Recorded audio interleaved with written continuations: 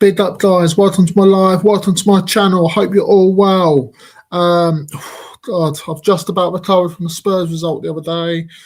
I was absolutely furious about the result, the performance. I don't think we were that good, to be honest. I thought Leeds were the better side.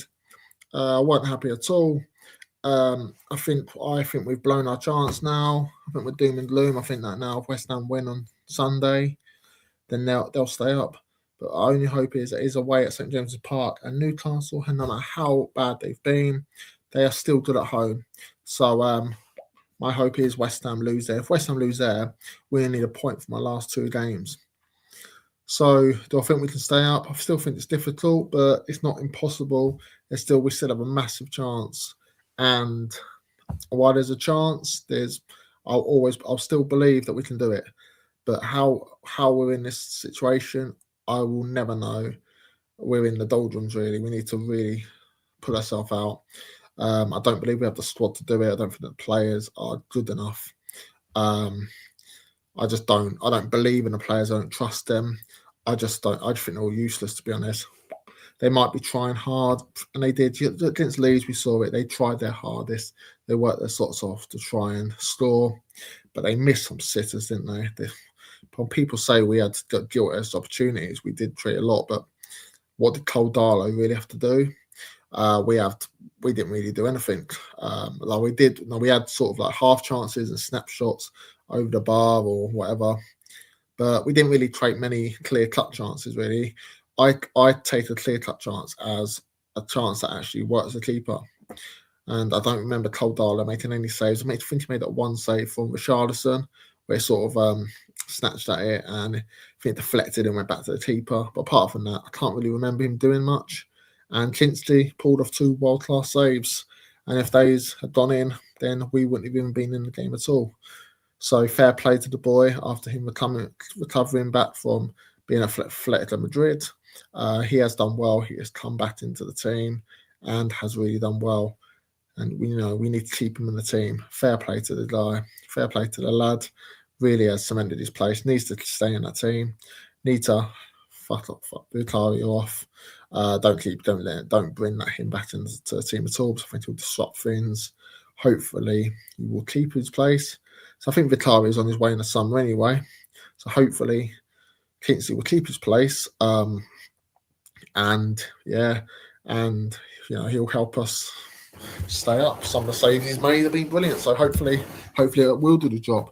I just want to do a show today about VAR. Now I want everyone's opinion. I want everyone to come in the chat and just talk about VAR and what it's doing to the game, to football. I think when it first came in, I was really up for VAR. I really wanted it in.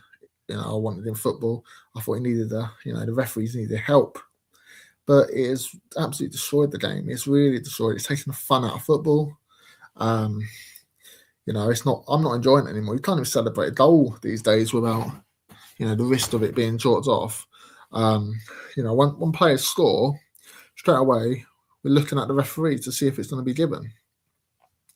It's not good for the game. Goal line technology is brilliant. See goal line technology. Goal line technology is something we need to do. We've had incidents in the past. The Pedro Mendes goal for Spurs against Manchester United in 2004, where that was miles over the line. How that never went in, I still wonder to this day. And then you got the Frank Lampard one for England, where he went miles over the line. And they're just a couple, where we've been robbed. Teams I support both been robbed, which is bad luck. But we've had a couple of bad incidents, haven't we?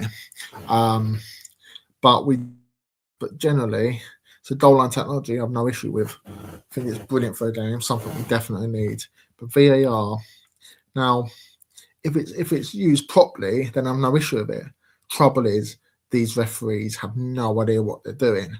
So the first headline is VAR making football worse? Drop your comments below and let me know your opinion. I'd love to hear people's views. My view is, I think it is. It's complete, like I said, it's taking the complete fun out of it, not enjoying it. You always have to check, before you score, before you celebrate, to make sure the referee's not going to put it about for VAR decision.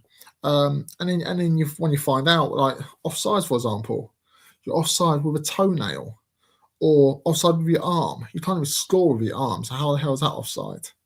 It's just absolutely ridiculous. Before I get into it, there is a comment in which I do want to read out. Nigel's in. Bid up, buddy. Bid up, Nigel. Hope you're well, mate. Bid up, top guy. Yeah, so yeah, I'll just get back onto that. So is VR match worse? Drop the comments below. Let me know what you think about that. I just, in my opinion, just get rid of it. Can't stand it, or just these referees just need to learn how to use it properly. You know, the referees in the older day, it used to be the referees to ref the game. Now the referees are too scared to ref the game that they're relying on VAR too much. And I know.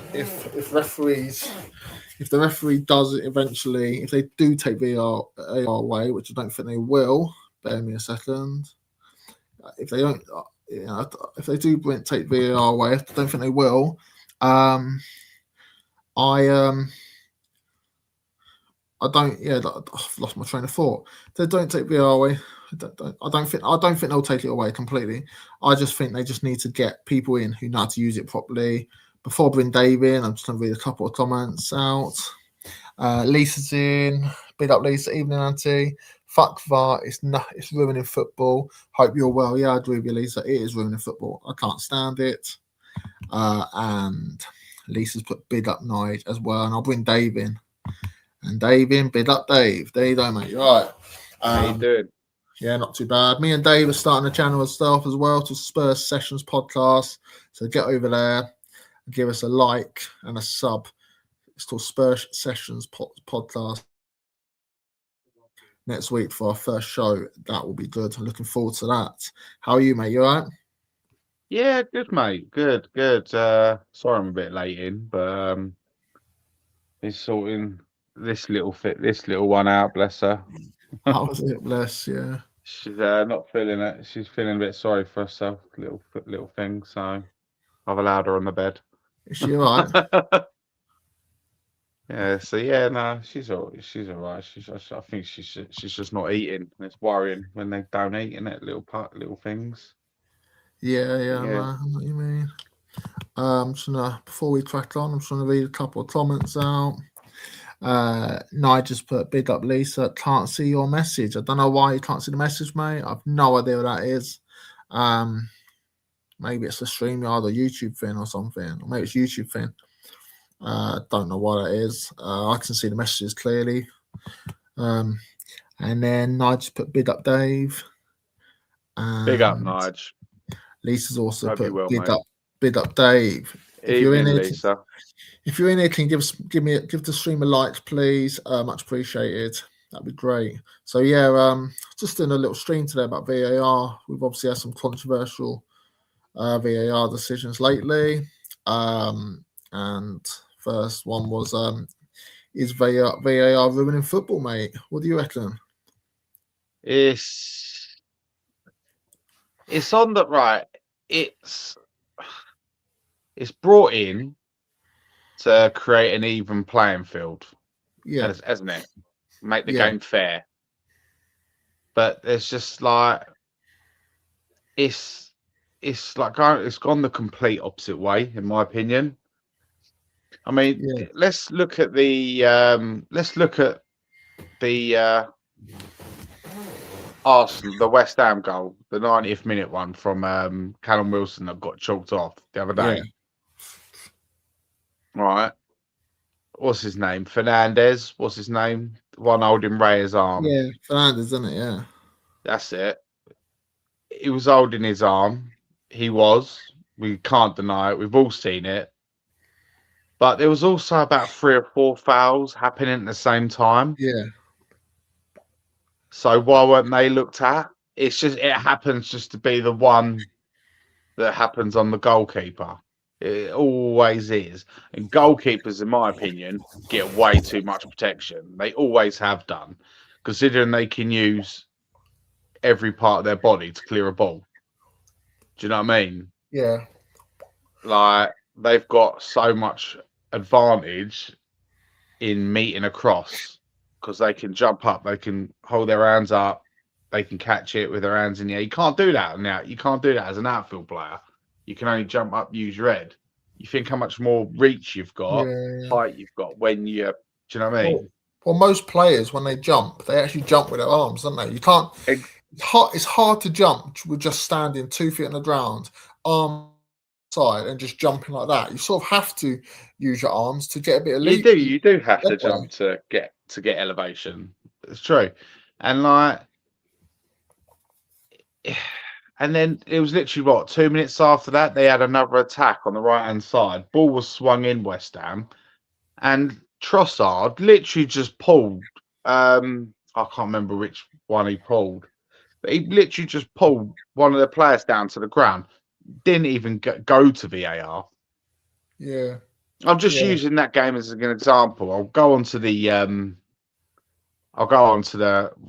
what I think is the most horrendous decision I've seen is the James Maddison penalty, which should have been a penalty. I've seen that. I've seen it from multiple angles, and his right foot veers that ball away, not Nemetcha's boot. It was actually Maddison's boot that moved the ball to the right, which made it look like Nemetcha won the ball, but it wasn't. It was actually Maddison, and he took him straight out, clean out, and it was a 20-second check. He had a good look at it, the ref. He was crouching down, looking at it, and he's gone no. I couldn't believe it. When I first saw it, I thought it was a to tackle it. I thought he had won the ball, but I mean, if the ref, I mean, it's a bit of a joke that if it is whether it's a penalty or not, it's a bit of a joke that the referee has looked at it for 20 seconds and not even VAR didn't even look at it, did they, or something, or they've not looked at it properly, have they? They couldn't have done, not to give it a fair assessment. There's no way they could have done. But they looked at the one who Dogie done though, didn't it? When he brought down oh yeah, Calvert-Lewin, yeah. When he brought Calvert-Lewin down in the box, and yeah, granted that was a penalty, but unfortunately Calvert-Lewin was offside, so the decision is obsolete, isn't it? But yeah, it's just they're so inconsistent, and it's literally you watch when any player scores, they look over their shoulder to look at the linesman or the referee to see if a flag's up or something like that. You can't celebrate a goal anymore. Well, I look at when I'm watching it sometimes as well, like I celebrate and then I'm like straight away, I'm like, oh shit, please don't tell me it's gonna be offside. And I will say, oh, we've got to look over to is he on? I will say on. Where that shouldn't be like that. You should just be able to celebrate straight away, shouldn't you? It should be like, yes, we've scored a goal, but it's like you're like, yeah, scored, and then we're like, and then it's sort of we're like, oh shit, shall we celebrate and stuff, and that's the issue, isn't it? Yeah. But like with the goalkeeper thing with Raya, yeah, whether it's a push or whatever, but I know that goalkeepers do get protection, but not all goalkeepers do. I remember Vicari has been pushed about in the box quite a lot of times. I think certain clubs get certain decisions. And what was it Gary Neville said? When it was Tottenham and that same thing happened to Vicario. He goes, yeah, Vicario's got to be stronger there in his box. Yeah. The same thing, exactly same thing happens to Raya. Oh, no, that's a foul. That's a foul. I know. Do you know what I mean? It's just like do you know what I mean? Arsenal are where they are in the league because they deserve to be.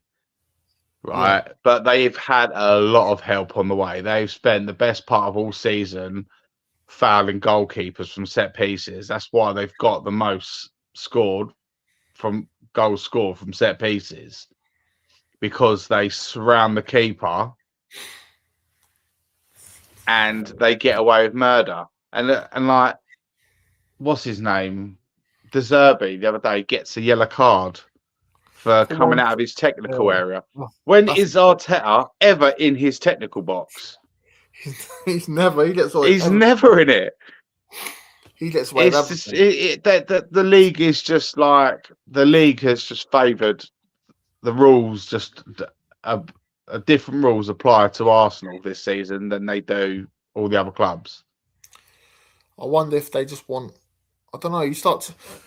I don't like to believe in corruption, but when stuff like this happens, I do start to believe in it because maybe they, the Premier League want Arsenal to win the league and stuff, and I start to think maybe sure there's no corruption going on, but you start to wonder, don't you? Well, yeah, there's gonna be. Joe, I think corruption will come up and bite them in the Champions League final because there is no way the FA, the UEFA are going to allow an English team to beat a French team, the French champions in the final. They won't allow it. They will not allow it because majority of them are all French anyway, aren't they? Yeah. So they're not gonna have that. With the corners situation that Arsenal always do, they always bully teams in the box. They won't get away with that in Europe. No, they wouldn't. 100% would not get away with it. Yeah. Do you think what's I was going to say something about Arsenal and stuff. Oh yeah, no, I was going to say, do you find it a bit odd that Spurs are second in that list of highest corners this season? What scored? Yeah. Well, we've got unfortunately, mate, we've got to get our goals from somewhere because they're not coming from open play, are they? Everyone goes on about our Arsenal scoring all those corners and stuff. We've only scored like 2 or 3 less than them. Yeah. And I didn't even realise that at one point. I was like, how the hell? So I think if we were like near the top of the league, everyone would be raving about our corners, wouldn't they? It's plus we're struggling in the bottom. Yeah. It's because that was a lot of them come from. Well, I think actually all of them come from Thomas Frank's era, wasn't it? Yeah. Just like, and that was his style of play, get corners and stuff like that. Because you notice when he was in charge, we'd average 10 corners a game. Do you know what I mean? So it's that's just how that stat has freakishly gone up drastically. Because we worked on it. You could see we were working on set pieces in training, and it was paying off. But I think too much was being spent focused on set piece training and stuff like that because the open play game, the basic passing skills went straight out the window. I know. Since Frank's gone, we haven't actually scored a goal from a corner, have we? No, we haven't. And we've still got the same set piece coach. Yeah, we have. But he's like, I don't know. Well, what's he going to do with himself in the summer? Probably the only one, to be fair, who's actually done his job right. Probably, yeah, to be honest. Just gonna read a couple of comments have just come in quickly, so bear with me. Sorry about this. Mate, read them out. Kev's in. Good evening. Big up, Kev. Thanks for coming on, mate. Big up, Kev. Tom Kinnam's in. Evening. Big up, Tom. How you going? I hope you're good, mate. Paul's in. VAR makes you stop celebrating goals straight away because you think they're going to check it. Yeah, I agree, Paul. Just saying earlier, you can never tell with VAR nowadays of if the goal's going to be given, and some of the decisions they make, where you're offside by toenail or your eyebrow or whatever. Some of the offside, even your arm. Sometimes you're pointing for the ball because that's where you want the ball to be played, and then you're offside by your arm. And you can't even score a goal from your arm. So how is that? How are they giving out I was offside? I mean, it's unbelievable, isn't it? Sports and nerdy in. Big up West Ham. Well, do you a favor. We'll do you a favor this West Ham will do you a favour this weekend. Sorry, Spurs. That's not very nice, is it? I thought you said you were going to do us a favour. Come on, you need to win your last game. Come on, you need to win your last home game of the season. Yeah. So okay, that's fine. My next question was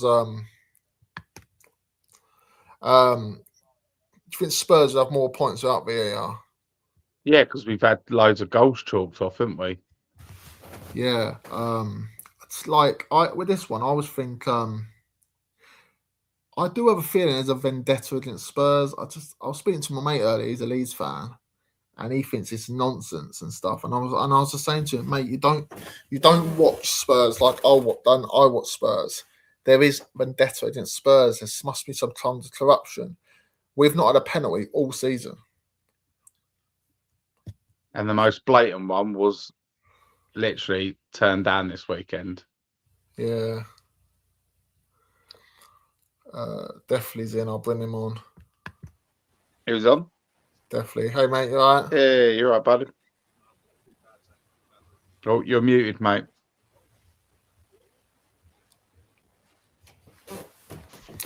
You hear me now? Yeah, I can hear you. You all right? Fine, yeah, I'm not too bad, thanks, fellas. I was just about to comment on the referee thing, basically, because I've been noticing it not just all of this season, but many seasons before. We always just seem to get shafted by refs, no matter how, no matter how it is. It seems if we get a penalty, it gets chalked off. If we sort of have, it's almost like we need to have our players side down for anything to even happen. Even when it happened against Leeds, that James Maddison thing, I remember saying the other night on a stream that to me it looked like one of those ones where if the ref points to the spot, VAR aren't going to overturn that. Maddison came out and said it was him who touched the ball. Actually, it wasn't the Leeds defender. So to me, I don't know how that's not a penalty then. If he's touched the ball away from the Leeds defender and he's been tripped up, that should be a penalty. But it's not. It's not the only one, Moani, where he sort of just had his hands on his back. He didn't push him. There's a difference between pushing someone. I was going to mention that earlier, yeah. So mention that Gabriel one. Yeah, exactly, mate. If we go down the pub and I just say, "Oh, you're right, Anthony," and put my hand on your shoulder like that, it doesn't mean that I'm pushing you, does it? You know what I mean? Well, I might fall to the floor anyway. That's all it was, and there have been loads of decisions like that have gone against us this season. Yeah, I do wonder with these footballers. Like I always say to my dad, I would say, like the way they just fall to the ground. I do say to myself, if you just touch someone, like you said in a pub, you're not going to start rolling around the ground, are you? These footballers, surely they must be embarrassed. I'll be embarrassed. I then saw myself on TV and I was rolling across the ground because I've just been touched. You know, and your children and grandchildren got to see that one day. How would you explain that? I was just winning Arsenal the league. That's what Gabriel will justify it with. Yeah, it's nonsense, man. Do you think since we had that goal against us, for us against Liverpool a couple of years ago, the offside one, where Liverpool should have had the goal where it was miles onside. I don't know what had happened there.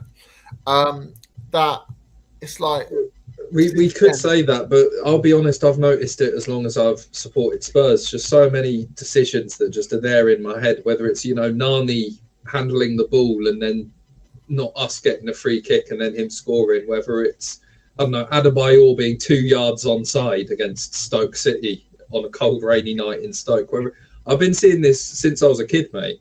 These kinds of awful decisions go against us. And for me, there's another thing I wanted to mention. One of the penalties that basically were chalked off, the Van der Ven one at Bournemouth, right?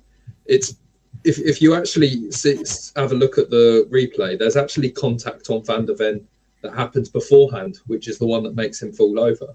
But they didn't even check that. They were just looking whether basically the player in front of him had won the ball, I believe.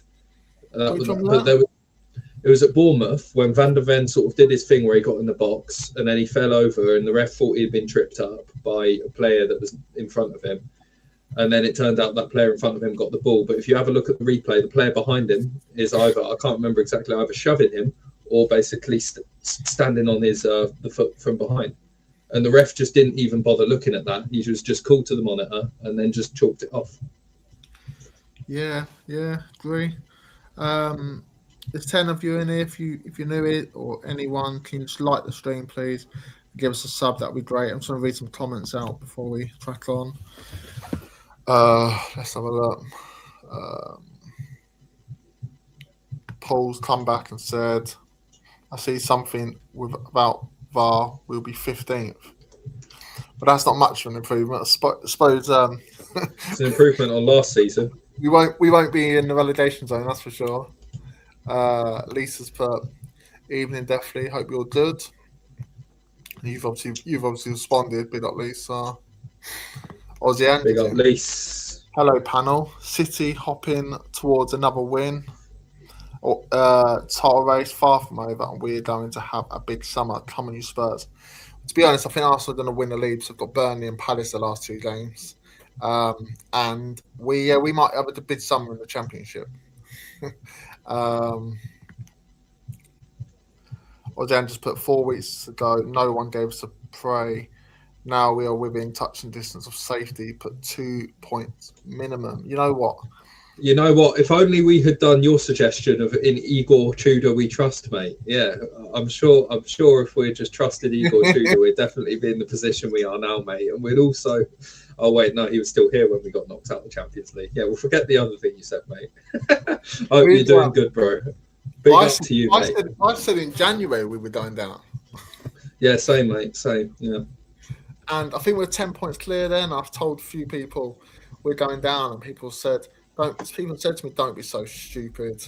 And look where we are now. We're only just out of it. To be fair, without De Zerbi, we'd be relegated by now.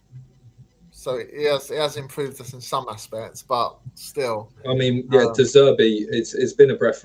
In terms of results, you can't argue that it's been a breath of fresh air, because we went from literally losing every single bloody game we were playing to basically we're unbeaten in how many games now? Wolves is 3 games unbeaten, right? Four. No, four games unbeaten.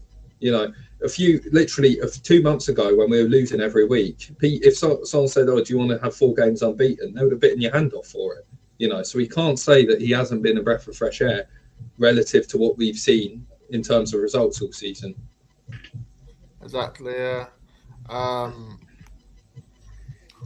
Paul come back and said, I noticed we get better decisions in Europe than the Premier League. Yeah, I know. I've noticed that as well. I noticed that exact same thing, mate. I noticed in general the referees in the European leagues tend to get decisions better than the ones over here in England. And my theory on it is, do you know who's in charge of PGMOL? Who's that? Howard Webb. And in my opinion, he was one of the worst, most useless referees that's ever refereed in football. He was the one that didn't send De Jong off for that bloody karate chop in the 2010 World Cup final.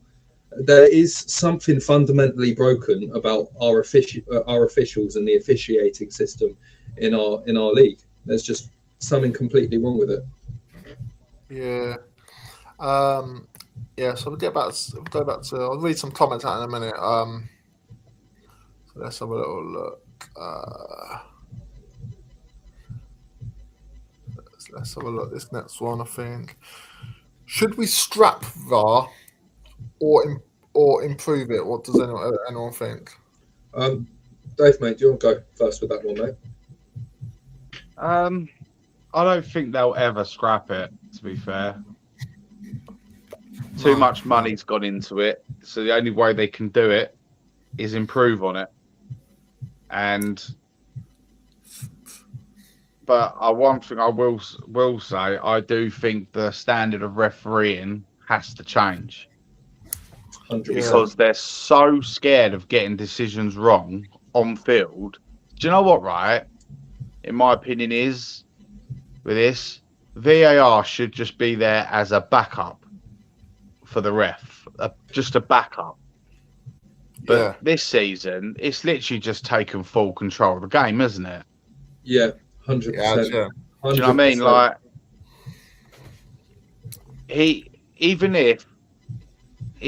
if the referee blew for a penalty again for that tackle on Matters the other day, right? he could have still got. They could have still reviewed it, slowed it down, looked at it at different angles just to see if the referee made. Do you know what? Right, end of the day, right, the you'll be forgiven if you made the decision wrong on field. In the day, you're only human. Yeah. And it's not as if he was like 5 foot away. He was literally, it happened inside the box. He was standing on the edge of the box, the ref. Do you know what I mean? So he weren't like point blank range, dead eyesight right in front of it to see it. And he wouldn't have seen the actual contact because obviously the Metzger's body would have been blocking his viewer's sight. So for me, it's crazy they didn't even bother checking it. You know, like that's the whole point of the argument. Yeah. You know what I mean? He was quite happy to check Calvert-Lewin's one on the Udogie done. Yeah. But But weren't checking 98th minute one, which is do you know what I mean? Massive one. Which is so key to one team season. They have to send us down to that decision. Yeah. So my thing about it is I'm actually in terms of the concept of VAR, because here's the thing, I separate the concept of VAR from the way it's been implemented, at least in the Premier League. Because I'm very much in favour of VAR, because I've seen so many terrible decisions in the past that have basically just gone unchecked. And I think there are some decisions that need to be checked.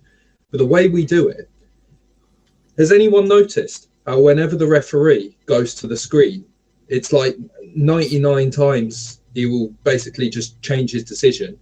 I think I can only remember once where the referee is stuck with the on-field decision after having watched the replay.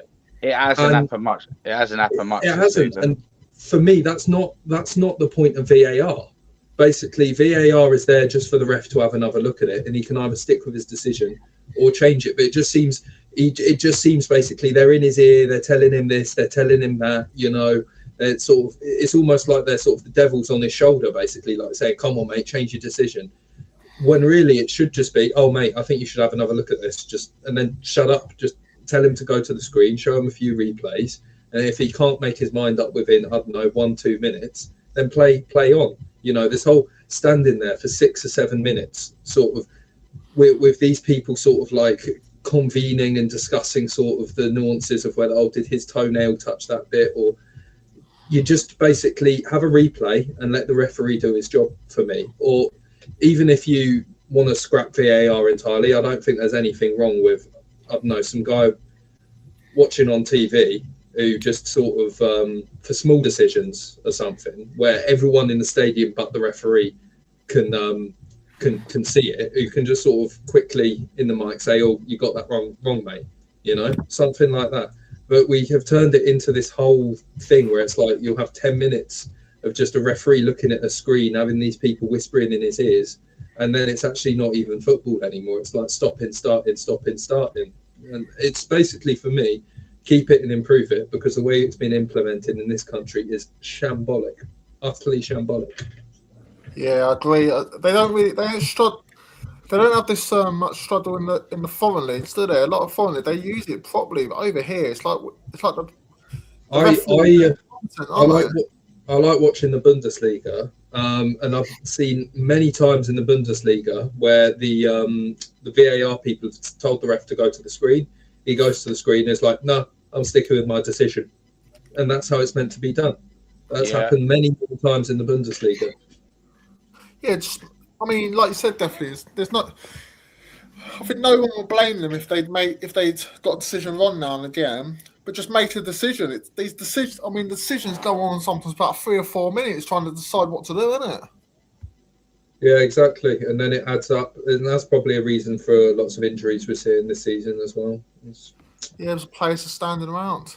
Refereeing ain't it for me. Guys I noticed guys comment, "Oi, boys, I'm at the pub. Enjoy the Big up, show. guy. Big up, chat. Big up, guy."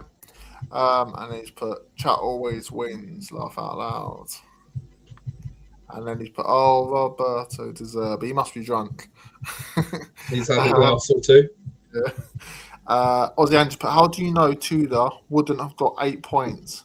We can never be certain. We were unlucky against Liverpool to not win, and we beat Atletico. Yeah, but Atletico was in Champions League, so that only counts. We went out anyway.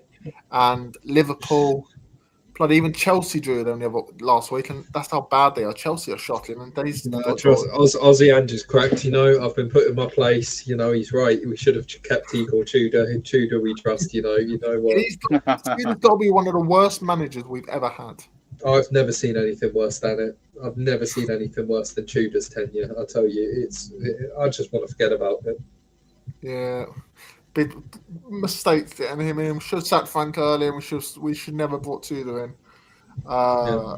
Lisa's put big up to Guy. Guy's put big up to Lisa back. If we wouldn't have brought in Tudor and got in Zerbi earlier, we wouldn't be in this shit we're in now. No. If we got rid of Frank earlier, I don't think we'd have been in this shit. If we didn't get Frank at all, we wouldn't be in this shit. We might as well just start with Ange, to be honest.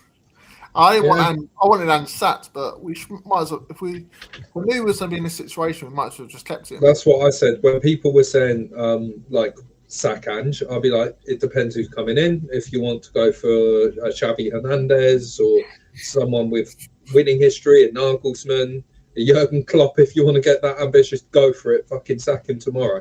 But if you're going to go and get a Thomas Frank, a Marco Silva, there really will not be any point in sacking him. That was always my take on it. But the managers you've listed were never going to come to us. You don't know until you give it a go.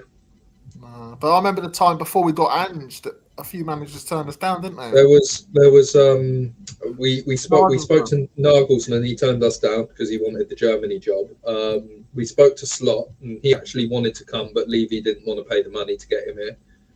And I think the only one we formally spoke to after that was Ange. I think those are the three I remember. We did actually speak to Deserbi. I've heard Ange was our fifth choice. Fifth choice. It gets a bit confusing because there were names where we expressed interest, and there were names where we expressed interest and also initiated contact. There was Luis Enrique. He was one we expressed interest in, but I don't think we contacted him. And then there was another one as well. I can't recall who. It was Poch as well. Poch we expressed interest in, but we never actually called him. Weren't we also looking at Gattuso as well? And there was that was the one before we got Nuno. That was the one. Yeah. So it was basically the way I remember it. It was we were interested in Enrique and Poch, but we actually made contact with Nagelsmann, turned us down. Made contact with Slot, wanted to come, didn't want to pay the money to get him, and then Ange. Basically, that's probably why you've heard that Ange is the fifth choice. Oh, okay, yeah, that's cool. Yeah. So Paul's put big up Paul for this comment again. Strap it. It takes the joy out of football. When you score, you score. Not check it. Not check it. Check it. Then have to sigh of relief when it's given. Yeah. If I had a choice, I would scrap it. Go back to how football, what it used to be, the beautiful game. Do you know what I mean? Yeah, but exactly. they millions and millions and millions of pounds have got into it, so they won't pull the plug on it now. Trouble with that is you still get fans moaning stuff here, and the referee had to give decisions that go against clubs. You still get fans moaning, how the hell have they missed all that? And so either way, isn't it? Someone's gonna moan about it. Cookie's in. Big up Cookie. Evening Ant, Super Dave, and Definitely. Big up Cookie. Big up Cookie. Big up to Cookie. How you doing, mate? So it's been a long time. Nice see you on a panel, mate. Would love to see you come on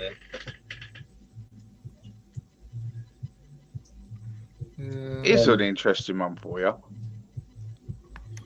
When we hired Frank, Levy spoke, didn't he, on the overlap with Gary Neville? Yeah. And they spoke about the Thomas Frank appointment. And he said we had a 30-man shortlist. I'd like to know the names on that bit of paper. and they went with Thomas Frank. Do you know why they did that? I heard this. A mate of mine told me this. It's basically apparently when they looked at the list, they looked at basically who had the best sort of like range of doing well with like limited funds. Basically, out of all the managers there, who basically performed the best with like the lowest amount of funds, and apparently that was Thomas Frank. Basically. Sort of who had the lowest funds and also was at the top of the list of that. Apparently, that's why. That's a typical Spurs appointment, isn't it? So yeah, Lisa's put enjoy your night at the pub. I'm having a few at home. Pick up Lisa. Oh, well done. That's good to hear. Tom's put, why do they bother going to the stream when it's always given? When they go for it, yes, that's another thing I've always found bizarre. They're obviously going to give it, so what's the point of them going to the screen? Yeah, exactly. The only ref who stuck with his choice was that new ref. You remember? He did it at Man City Wolves. Oh yeah. He stuck to his decision, didn't he? Yeah, he stuck to his decision, and rightly so. Yeah, and fair play to him. Yeah, we need more of that. Yeah. So Ange's agent's back in. Aussie Ange, big up, mate. Never should have sacked Ange. He made us champions. He did, to be fair. He did. To be fair. But we also lost 22 games, so I didn't want to lose 22 games. Then I wasn't expecting to lose that many this season, but and be down there where we are. But so Ange weren't the answer. He definitely weren't the solution either. So, what were we saying? That trophy though, yeah. For me, last season, just the 22 losses just got completely forgotten about for me when that trophy was lifted. I know it ain't the same for everyone, but yeah, it was my first trophy I saw us win actually, so that's probably why. And then Kem's put good evening, fellow sufferers. Big up, Kem. Thanks for coming on. And Aussie Ange just put panel. No one predicted with Wood we would get fifth with Ange as he was sixth choice. He didn't get the players he wanted. Remember, Ange turned Celtic's fortunes around. Ange had no claim to. I mean, Aussie Ange, big up, mate, but he was doing it at Celtic, whereas technically it's only one team at the time. Rangers now and again, but it's technically Celtic. If you don't win the league at Celtic, something's wrong with you.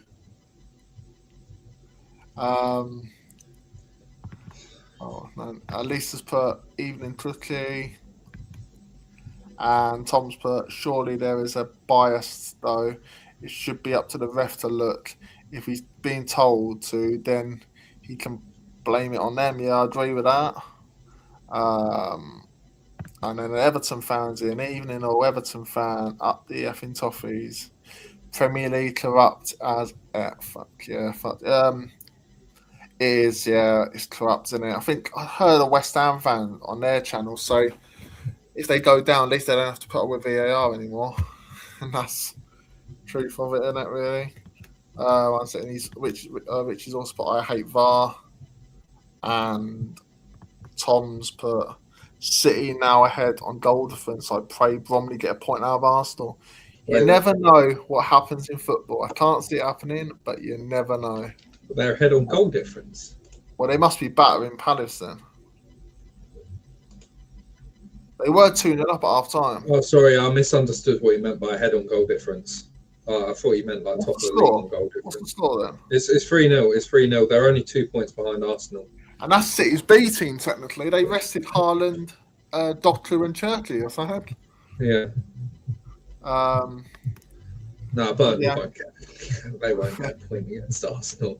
No, I can't see it. I think and Palace will rest players for their game against Arsenal at the end of the season because they've got a final to look forward to. Aussie Ange just put a panel. If Villa sack Emre, he fails to win Europa League, would you take him over Roberto? No, I want Roberto. I'll stick with Roberto. I like Emre. I think he's a decent manager, but we've just got Roberto and paid all this money, and I like him. I wouldn't sack him. Would you, definitely? No, I wouldn't take old Dracula. I like him. I rate him as a manager, but I want to see. I want to see where Roberto De Zerbi can take us. Yeah, exactly. And then Richie's put 3-0 to Slory. Okay, cool. So, and by the way, that comment you told me about earlier, I noticed it after you told me about it. So cheers for that. That's all right, mate. So, So, does big clubs get most of the decisions? What do you reckon? I don't think so. Not necessarily. When I watch Spurs, technically we're a big club in terms of our trophy. We're a relegation battle club now. It depends on what you mean by big club. Then, in terms of trophy count, we are still a big club, and I think we get shafted a lot. Manchester City, I've seen them get shafted a fair few times this season. Yeah. You know, it's almost actually. I remember I used to watch a lot of City games. I actually noticed that in most of their games they got shafted in one way or another. There's that, so I don't think necessarily. It just seems to be they want a different name on the trophy or something like that. I don't know what it is. I'm not going to get into conspiracies. I know a lot of people get touchy about that, but there is just something fundamentally broken with the officiating, and they just seem to make wrong decisions all the time. I don't think it's necessarily in favour of just all big clubs. I think there's just something wrong, and we always see wrong decisions in every game almost. Yeah. How about chat? Do you reckon? Drop your comments below to see if you think. To answer my question, do you think big clubs get most of the decisions? Drop in your comments. I'd like to be interested to hear it. Yeah, be interested. I'm a bit like the most powerful clubs. I always thought Man United get big decisions go their favour because of who they are. Yeah, that's you could Liverpool say that. Liverpool as well. Like, you've been classed in that type of category of big club. I think they get a lot of big decisions. Maybe Man City. Arsenal get so many big decisions, especially this season. Maybe not Man City in a way, because even though they've won a lot of stuff, people probably still perceive them as not as big as some of the other clubs.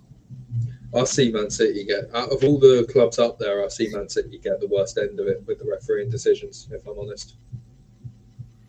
I know some of the decisions I see them go against them. I'm thinking, even this season, I'm just like they want Arsenal to win the league. Yeah, that's what I mean. I've been seeing that go on for a good while now. They didn't have to worry about it as much last season because Liverpool basically just changed the name on the Prem for them. But this season it's gone another way. Yeah, and the thing with refs, when you argue about decision, all they do is book you, don't they? Yeah. I just think, it's VAR, just corruption. As anything, they just get they just start.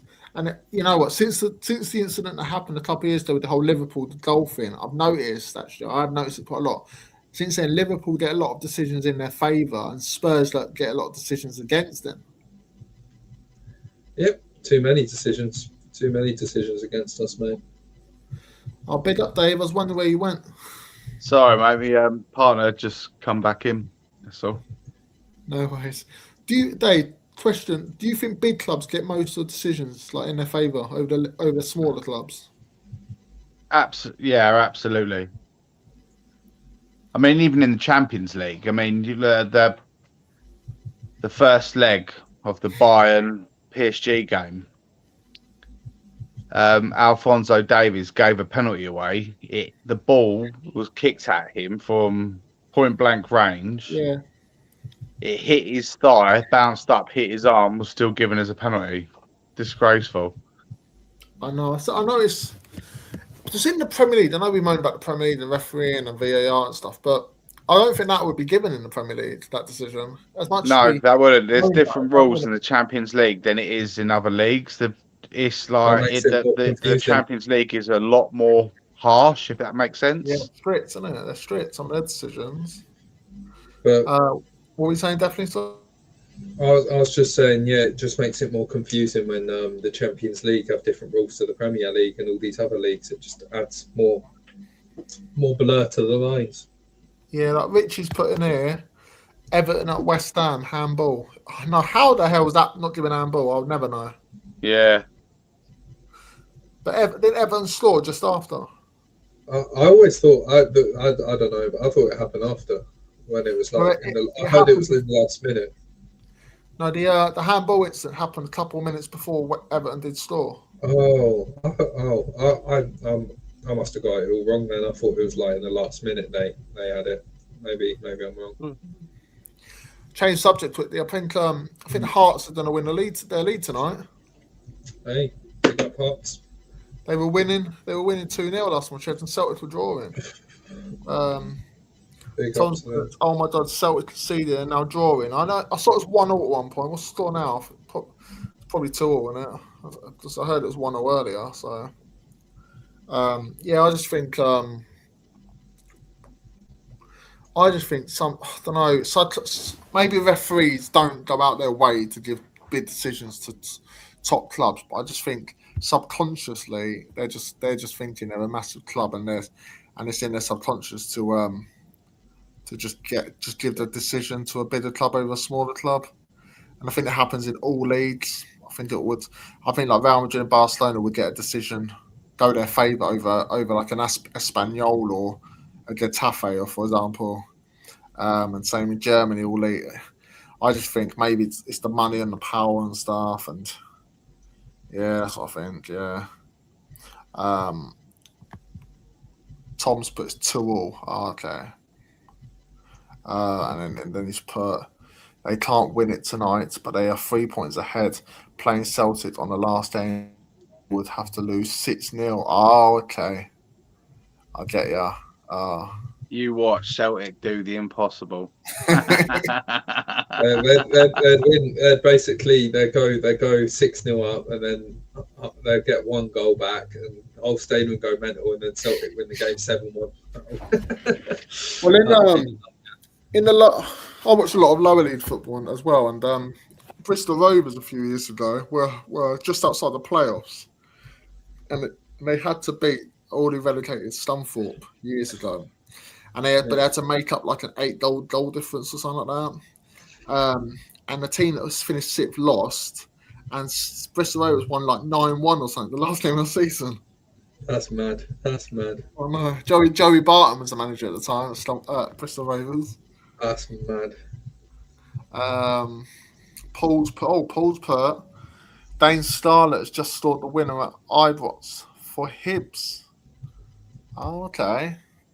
Yeah, well, I don't know why he didn't get more of a chance. I mean, he was basically only really put on like for more than half an hour once, and he scored a goal against Elfsborg, and it was like they took him out back and had him shot after he scored that. You didn't really see much more of him. We didn't really.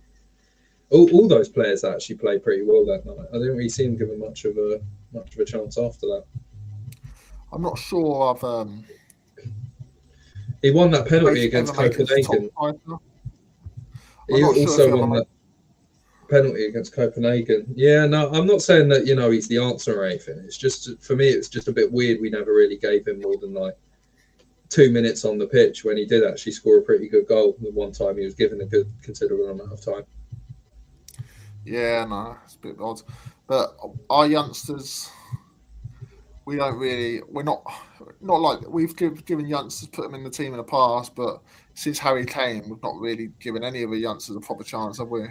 Yeah, that's what I mean. Like a lot of people say, but they would get a chance if they actually sort of showed something. But from what I heard, Harry Kane was just basically a shot in the dark that landed in the right spot for Sherwood, basically, and then Poch as well. Poch, yeah, he weren't a good youngster. He was we were looking to get rid of him.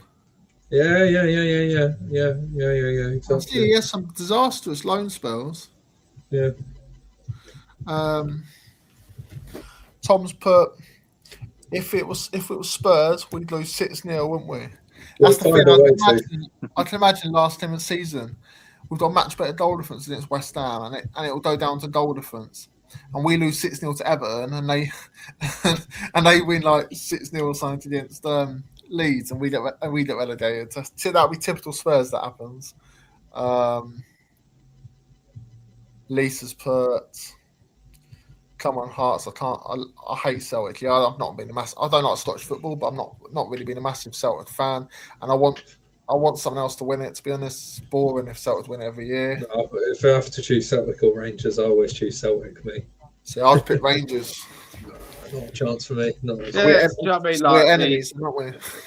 the Celtic fans made me laugh, mate. They like, oh, if we were played in the Premier League, we'd be a Champions League club, mate. You would get relegated from the Premier League. They should bring that experiment to life.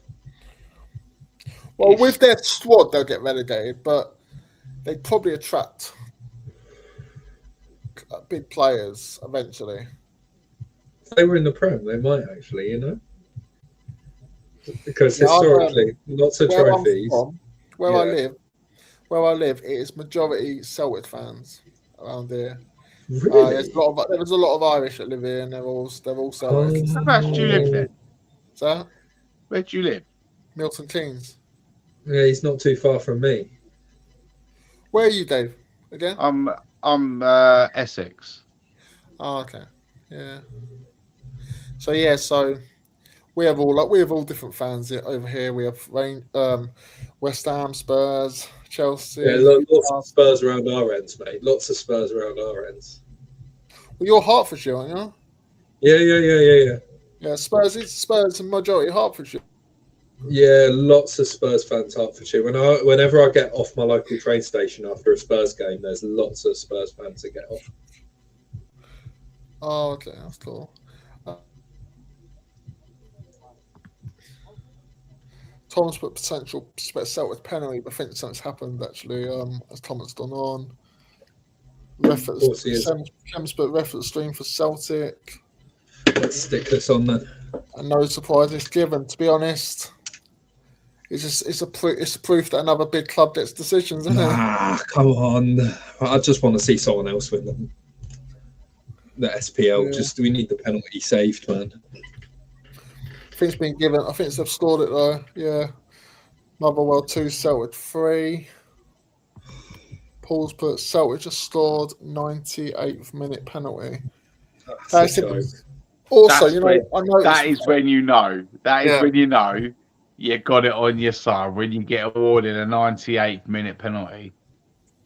But I also noticed with a lot of clubs, like if they're going for the title or something's happening, like I noticed with Arsenal a couple of years ago and all that stuff, they're going for the title or Man City or whatever, and they're drawing it and it's getting towards the end, and next thing you know, you see like bloody 8 minutes added time come up or something. You're like, oh, where the hell those 8 minutes come from? And then they score in the 8th minute of added time. Yeah, it happens too often. Happens way too often.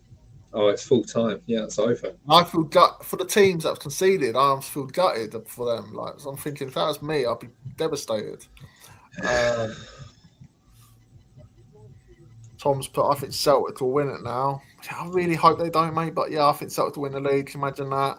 I don't think Hearts has got a better chance to ever win it, and I think this is their chance. And if they don't, then to be honest, they've got Tony Blooms there, and he's the chair. I don't know if he's the chairman, but he's an investor there, the Brighton owner.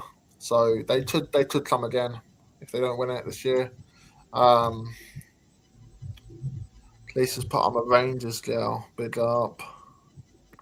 Kem's put, as a lot of Tottenham, I have a soft spot. As a lot of Tottenham, I have a soft spot for Aberdeen. Fair play. Fair enough. And Lisa's put, I'm a stone's throw away from the stadium. From Rangers Stadium or Spurs Stadium. So I missed Probably Rangers. Yeah, Rangers. Oh, you live in Scotland, do you? Okay, fair enough. That's cool. Tom's put, the champions go into the last of the season needing to beat Hearts at Celtic Park. Oh my God. They've won the league then, haven't they? So 10 of you in there. please smash a like, be great, and give us a sub. That would be much appreciated as well. And you can drop your channels in there if you like. I don't know how to do it, but you need to start. You know, if you're starting to do work on it and stuff, you can drop your channels. If not, it's all good. Lisa's put Spurs Stadium, so I was right, definitely. Oh yeah. And Tom's put Letchworth. Yeah, I know you've mentioned that before. That's not too far from me, really. Letchworth, I don't think. But big up. What was I going to say? See, there's if there's any changes to football, would you make any? If so, what would it be? Like sim bins or anything like that? Would you bring sim bins in or? I don't think I'll change. I don't think I'll change anything about the way it is right now, apart from improving VAR. That's all I'll change. Arteta in a glass box for 90 Yeah, that's the shout. Yeah, put a bloody bus shelter in front of him or something. Bloody hell, that guy. I can't stand him. I know he's Arsenal, but I can't stand him anyway. Even if I weren't a Tottenham fan, there's just something about him I can't stand him. And have you noticed when Arsenal lose, he goes up to the manager, shakes their hand, but he's like never smiles. He never says, "Oh, good game" or whatever. He just like shakes the hand, that's it, and walks off again. Yeah, football manager gets him upset. And his Windsor Legoland haircut. Yeah. I can't stand him. I hate him. Everyone dropping the chat. If there's anything in football, would you change? Would you make any changes? And if so, what are they? Let me know. I'm a bit like I'm similar to you guys. You Dave, you wouldn't make any changes, would you? So football. Yeah. I would actually make a lot of changes, to be fair. Thought you might. I would put a wage cap on each club. Yeah. I would make you got a 25-man squad. Yeah. And at least half of your squad has to be from your native country. Yeah. And at least 7 of them have to be homegrown players. Yeah, they're not bad shouts actually. Like especially the wage cap one, I'm a bit like players do get paid too much, don't they? And that I think that does need to address and stuff. And I can imagine in about 10, 15 years' time, players would even be on even more money. Like at this rate, 500,000, 600,000 pounds a week or something, and it's ridiculous. And all they do is kick a ball around. I know they're good footballers or whatever, but even the bad footballers get paid a lot of money, don't they? Like Jadon Sancho, the reason he didn't get offered a deal at Chelsea because he wanted 300 grand a week, and I'm like, what does he do to justify that much money? Shocking. He had a couple of good years at Dortmund, built his price tag up, then he just thought he'd become an elite footballer with a high paycheck, but he still didn't make it in the England squad, though, did he? No, I've heard this. His attitude, though, his attitude lets him down. I've heard from like ex-professionals and like the media have said the only team where he seems to click is Dortmund, because I remember he returned there on a loan stint and he was tearing it up again, looking really, really good. Maybe it's the league. Maybe it's just the league. Maybe he's just built for the Bundesliga. Who knows? Or maybe they love him so much he doesn't get the same love over here. Yeah, that's it. Because he was good in the Champions League as well for Dortmund. Yeah. Yeah. Let's have a little look. Got some comments that come in. Oh, wait a minute. One sec. So definitely put his channel in here. You go over to subscribe to him, get him on his way and stuff. He hasn't done anything for a while, but I'm sure he would.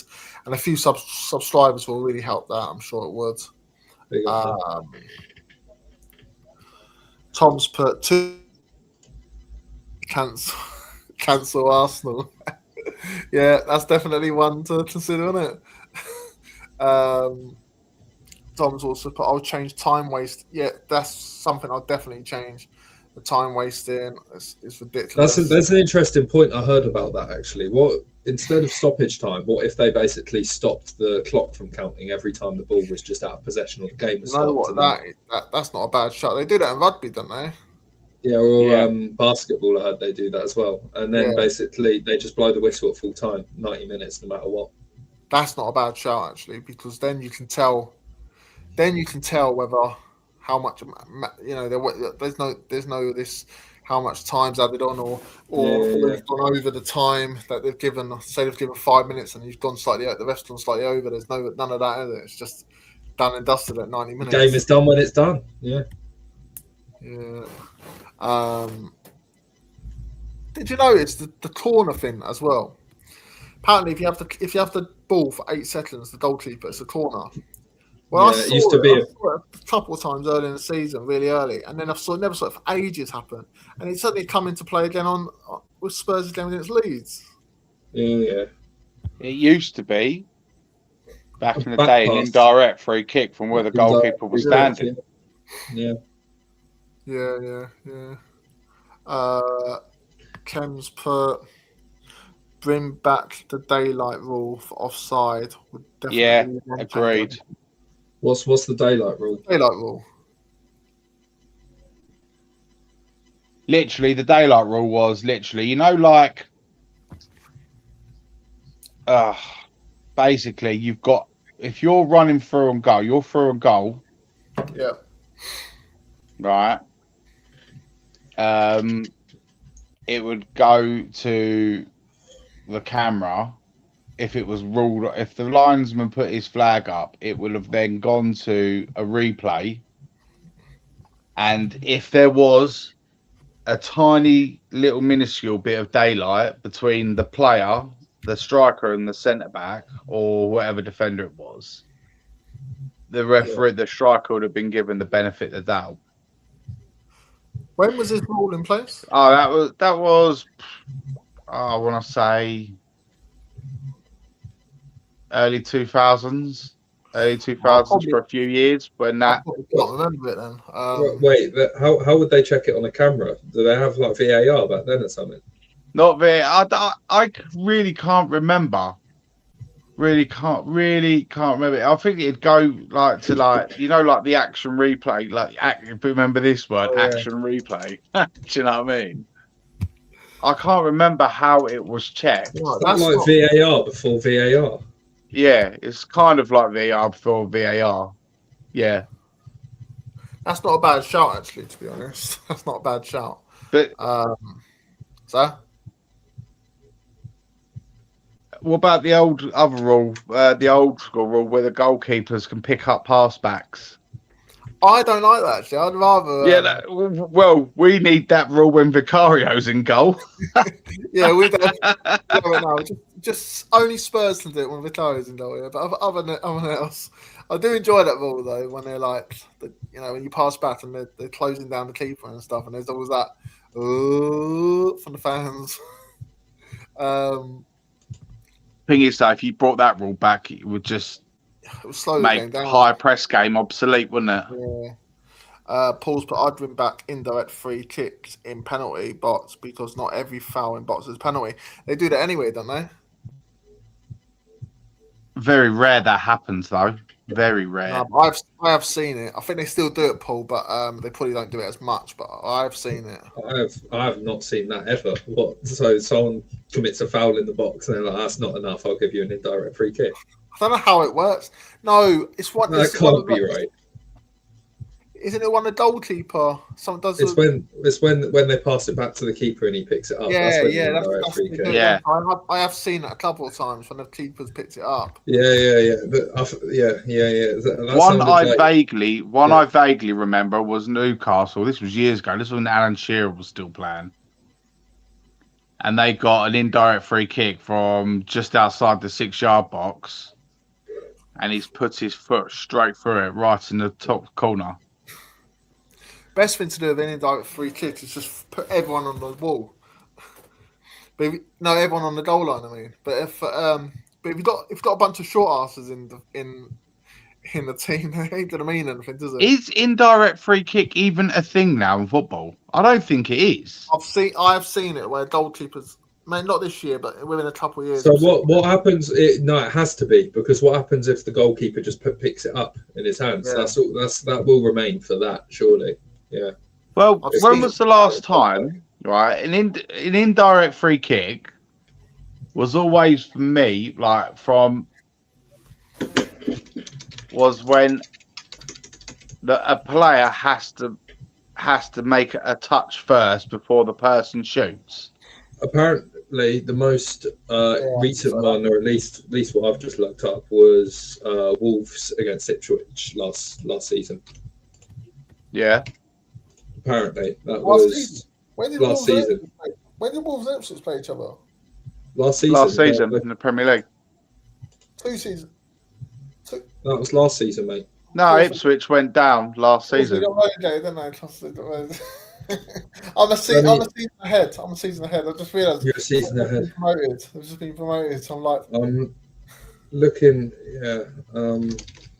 The one I found is Wolves versus Ipswich. Yeah. So it does happen, but it just doesn't happen very often. Sometimes the keeper will pass or pick it up, like have a brain fart moment or something, just pick it up, or it'll sort of. I don't know. I've seen it in certain situations, but it doesn't happen very often, does it? Odian just put average wage in the Prem now 60,000 per week. In 1992, it's 2.5k. How times have changed. Indeed. Odian just put, I would bring back golden goal in matches. No, I would not bring back this rule. Would you? Any of you? Well, golden. Well, you wouldn't bring it back. We'd be bottom of the league. We'll never be scoring. We'll never get a golden goal, will we? Wait, when was that actually implemented? Was that in like? I think it was in the 2002 World Cup. They did it. And here you go. What about this one? No such thing as draws in football. You either win or you lose, like baseball and other American sports. Is that a comment or is that one you suggested? Just one I've suggested. Just like after 90 minutes, if you're equal, then it goes to a penalty shootout. Oh, I hate that. Mate, do you know what though? That creates more of an even playing field. They've been talking about that for a few years. That they've tried to maybe do. If they did that would make it interesting, but it'd also make last minute equalisers a little bit less special because you still lose, you know. I like the draws though. I do enjoy the draws. Sometimes the draws. I enjoy a good last minute equaliser when your team gets it and then you draw the game. Yeah. So do you imagine getting a last minute equaliser and then knowing you've still got to do it all again by going for a penalty shootout? Penalties, yeah. Harry Kane, when he got that last-minute equaliser at the bridge, having to then take a penalty a few minutes later. Yeah. Well, knowing him, he still would have scored, wouldn't he? So. He missed a penalty against Wolfsburg.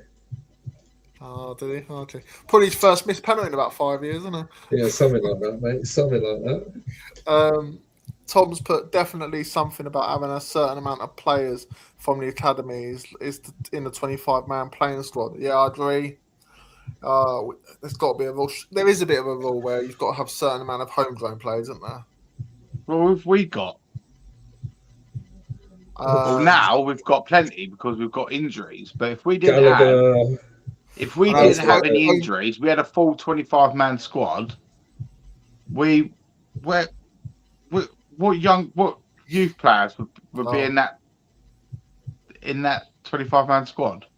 Well, I'd give Mikey Moore the chance. You weren't on loan. Yeah. Mikey. He's better than Tell. Mikey, I'm not having Tell. I'm sorry. I think he's useless. He might have scored a goal. I was complaining about Tell all evening because really everything he was doing was just going wrong. I'm sorry. For me, he's not that player for us. Yeah, he has a goal in him, but he does more wrong than he does right. And you need someone who just does all of the good things. The few good things he does, but also does better with decision making, makes better passes, doesn't lose the ball as much. All of the above. Isaac, agree with you. Aussie Ann just put away goals should count in Europe and be brought in to cup competition. It was away goals was in Europe, but they got taken out a couple of years ago. It got taken out with the new Champions League structure, didn't it? Yeah. I enjoyed the away goal rule, actually. I mean, it helped us out, didn't it, a few years ago? It did. When we won, drew, and lost all in one night. That was incredible. Yeah. I enjoyed that. I enjoyed the old... I don't really like this new format of the Champions League. I much prefer the old one. No, because I don't like it either, because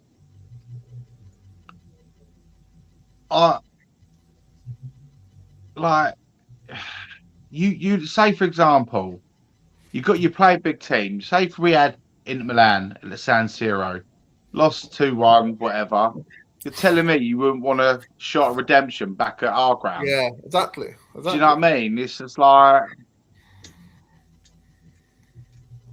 But to be fair, though,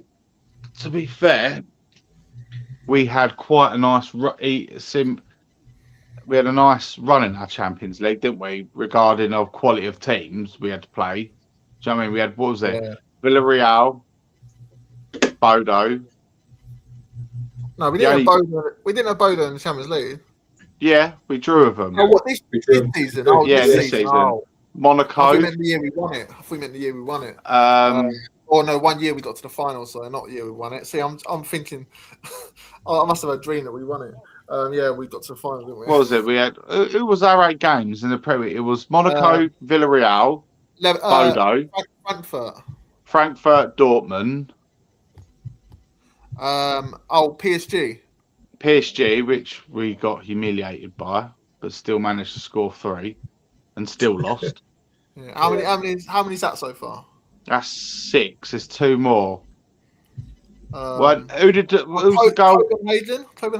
Copenhagen, yeah, the one where Mickey van der Ven scored the. Yeah, Slavia Prague. Yeah, so we had actually a nice, decent run. We and the time we come up against a decent side like Athletic Madrid, we get basically slaughtered, don't we? Well, Atletico Madrid, that was just the world's worst 15 minutes of just pure freak football. It's like the players were just falling all over the place, weren't they? If that didn't have we would have had a chance of winning that. Yeah, you say that, but then Athletic took their foot off the gas when they were falling. In my opinion, yeah, they took the second leg. They kind of knew the game was already won, so all they had to do was try and keep a solid game. Yeah. And then all they had to do was like literally score 1 at least and put the tie to bed. And they, do you know what I mean? It's just like 90% of our goals we've conceded this season have been from individual errors. Yeah. This is what I think De Zerbi's done already. He's cut a lot of the errors out. Yeah. I mean, you look at the goal. All right, they scored a penalty the other day, but do you know what I mean? It led from Tell's error. And I was sitting there watching it. I watched the replay over and over and over, right? And he looked over his shoulder. He knew he was coming. And he could have just stood his ground. Thingy would have just come behind him, clouted him. Spurs get a free kick. I think it was one of those moments where... Do you know what I mean? And he's just tried to... Because we were on the up. Do you know what I mean? We were on the up. He was on the... It was like flavour of the minute when he like scoring a great goal. He thought, I'm going to try something a bit theatrical here and get the crowd to cheer me more. But they think, he's having a good game today. And he's absolutely... had a proper bozo moment, and it's Potter. He might have, what might have happened? He might have, as he was going, it's like slow motion. As he's going in the air to clear it, he might be thinking, shit, what have I done? But by that point, it's too late. Yeah, probably. But I think that's if we get relegated, I know we can look back at all decisions and stuff, but you can definitely look at that one and think, because we won that game against Leeds, we'd only need we could be West Ham could be relegated this weekend, and now because of Tell, we're now going to be like Look, if we turn up to Villa the way we turned up to Chelsea, then I think we can get a point there. Let's be real. Chelsea aren't all that the last few games. I know we all have this thing where Chelsea always beat us at the Bridge, but it ain't necessarily true. Under Conte, we drew there. Under Poch, we won there once. You know, they usually do beat us, but there are the odd occasions where we don't lose there. You know, I remember we drew there under AVB as well. Now we're going back to the AVB days to try and support my argument. But you know, it isn't impossible, is what I'm trying to say. So if we turn up and show the spirit we showed at Villa, we could get a point. Yeah, Drew. Well, I can't see it. I just can't see it. Right. My analysis of Chelsea is. There's a 38-game Premier League season, right? They'll lose 37 games, but the one game they win will be Spurs at home. I know. And I'm a bit like... That's usually the way it goes. That is usually the way it goes. I don't know what it is about that stadium. It's probably because it's small and compact and it's very hostile there. And all the teams we've had over the years just cannot handle the pressure of playing at that stadium. Do you remember that? Sorry to interrupt, Anthony. Do you remember that game in the Harry Redknapp days where basically Sandro Ranieri scored that absolute screamer? Yeah. And then basically before half time, the ref gave a goal to Chelsea, which wasn't a goal because Gomez had just about kept it from going over. It was before goal line technology. Gomez had just about kept it in, but they gave a goal anyway. And then in the last minute, basically, Kalou was about a yard offside, and they didn't give that either, and then Chelsea won it. You remember that game? Yeah. To be honest, though, we could be top of the league. Yeah, unbeaten season. We could have been unbeaten. Not got to the last of the season, not being beaten at all. Chelsea could be relegated, haven't won all season. Yeah, but they'll play us and they'll still beat us. Something in that. There is something in the clubs where Chelsea is ingrained in the DNA. Chelsea just know there's something ingrained in that club where they just know how to beat Tottenham, and there must be a fearful thing about, oh shit, we've got Chelsea again and stuff. We're going to lose that, and straight away the players believe they're going to lose. Because us fans think we're going to lose straight away. There's just no belief that we're going to ever beat Chelsea. If we play like we do against Man City every year, we'll beat Chelsea. I'll go through some of these comments. Tom's put, I get rid of gambling sponsors from all aspects of the game, especially shirts. I have heard that gambling sponsors is going out the Premier League next season. Someone's heard. Yeah, I don't know about that. I can understand everyone's point of view. Yeah, I do like a bit of a gamble now and again, though. Not too much. I'm not a gambler, but I do like an accumulator now and again. But I do understand that one, actually, yeah. Tom's put semi to not be played at Wembley and instead a neutral ground like the Millennium Stadium. Yes, I've been crying out for this one for ages. I don't understand why the semi-final was played at Wembley. Bring back the old days, like Villa Park. Remember, it used to be played at Villa Park all these years ago, and place grounds like that. Bring back that, and all it is about money nowadays. And yeah, I just don't. Well, why not then do it over two legs, one home, one away? Oh, like the League Cup, like the Carabao Cup is the semi-finals, two legs. Yeah, I know. So why is the FA Cup not? I just don't get it. I know. Well, maybe because it's too much football, isn't it?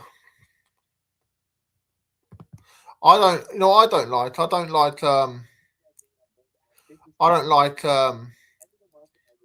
what's I say? That the replays have been strapped. You don't like what? That the replays have been strapped. Yeah, it's being done in got to be done in 90 minutes, so if not in penalties, isn't it? for the lower league clubs, that was the replay. A lot of teams relied on the replays. Yeah. I And mean, also- like you say, for example, right? Spurs go away to like Tamworth, Yeah, a non-league team. We pick up a horrible draw, right? Then they've got to have a replay back at our stadium. Think how much revenue that will bring into that small club Tamworth. yeah, I know exactly. Do you know what I mean? It will bring in so much revenue for them. It's a great day out for the fans. Yeah, I think that's what I mean. This is just another like aspect of what is ruining football. The smaller clubs are like the rich clubs are getting richer, and the small clubs are getting even more poorer. Exactly. And there's another thing I hate as well. How TNT have suddenly got the rights for the FA Cup. Say that again. How what I also don't like is TNT have suddenly got the rights for the FA Cup now. Yeah, why not?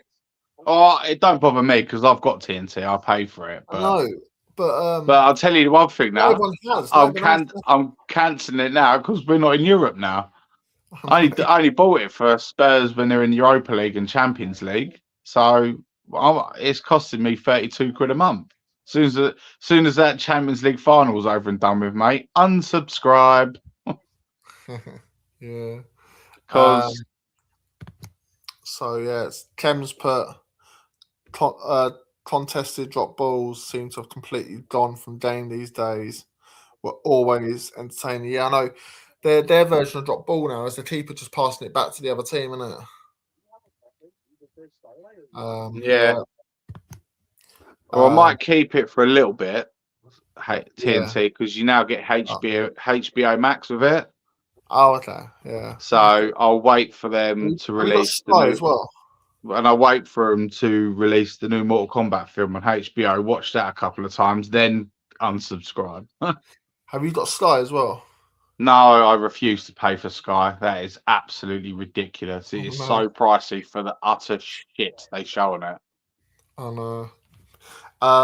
Paul's put. I remember Stuart Pearce scoring an indirect free kick against the Dutch at Italia 90, but didn't count because it didn't deflect off anyone. Bit before my time. I was 3 years old then. I remember that. He went psycho again. Tom's put 2 players at a kickoff spot. Yeah. There is 2 players at a kickoff spot, isn't there? No, it's one. It's one. And all they do now, right? What is this new tactic in the Premier League and all over football as well, world football, right? Starts off with your attacking midfielder or your striker in the centre circle, pass it back to the goalkeeper, and the goalkeeper just blasts it 70 yards out of play. I know, yeah. What is the point in that? I know. Or they're probably trying to push it as far back as possible. Like they try and push out for a throw-in, but make sure the throw-in's at the other end's corner flag.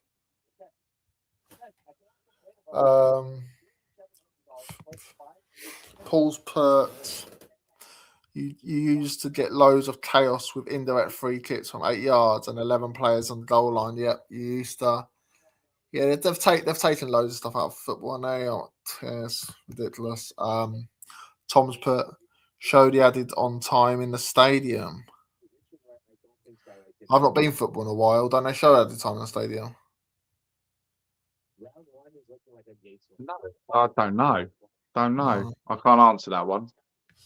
Never really noticed.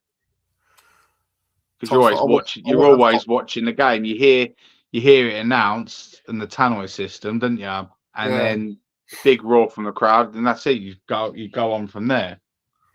Yeah, Tom's put wouldn't have got to the Champions League final without away goals. Yeah, exactly, mate. We'd have to put up with extra time or something. But no, that's why I love away goals. Tom's put no third or special kits. Sits home and away kits. Yeah, but I think sometimes they need a third kit in case the kits do clash too much. But don't. But they should, if they don't do a third kit, don't start pushing out a fourth kit as well. Some clubs do, don't they? Have a fourth kit. Didn't that happen this year in the AFCON? What's that?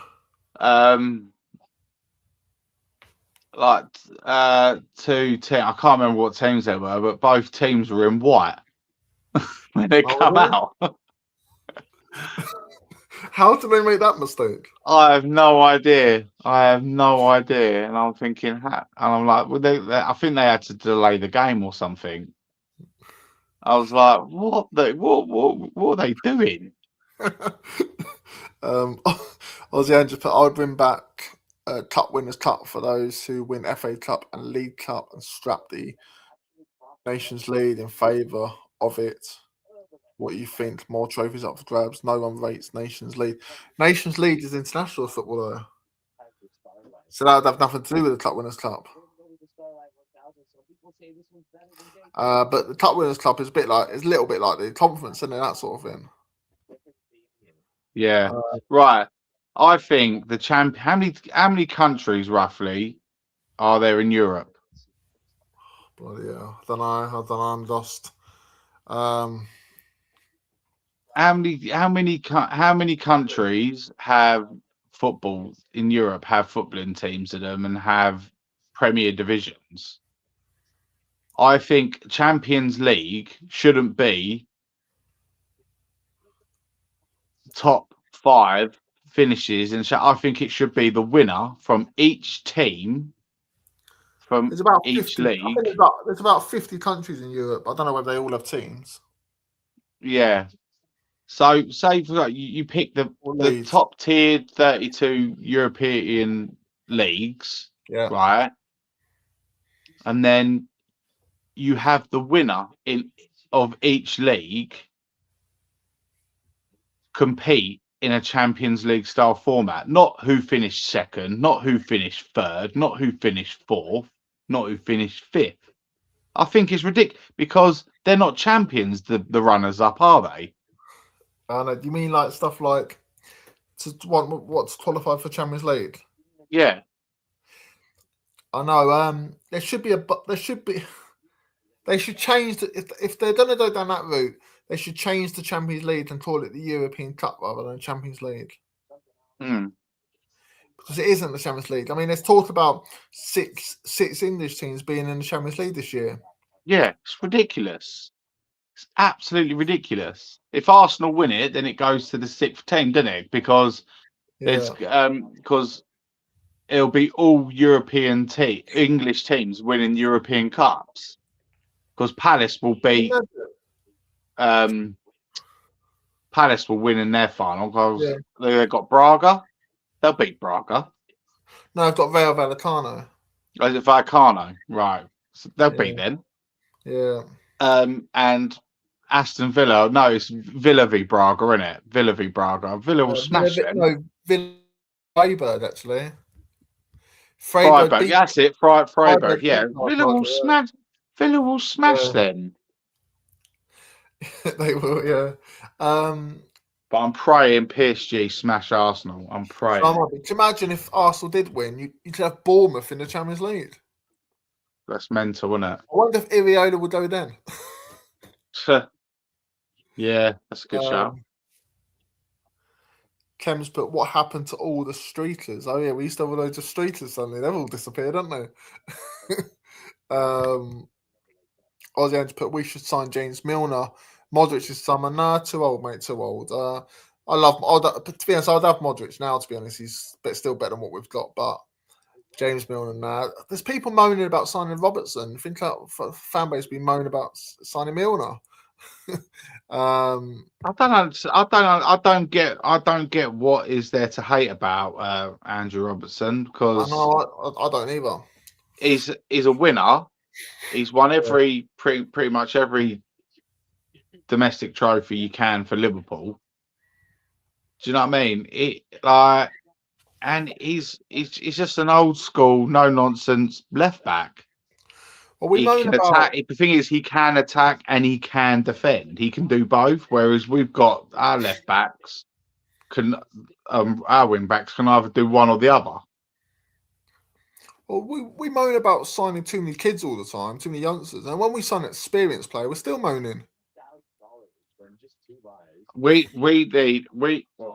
Our two areas that need the three key areas we need to strengthen in the summer are we need a proper striker, a proper left winger, and a ball playing central midfielder.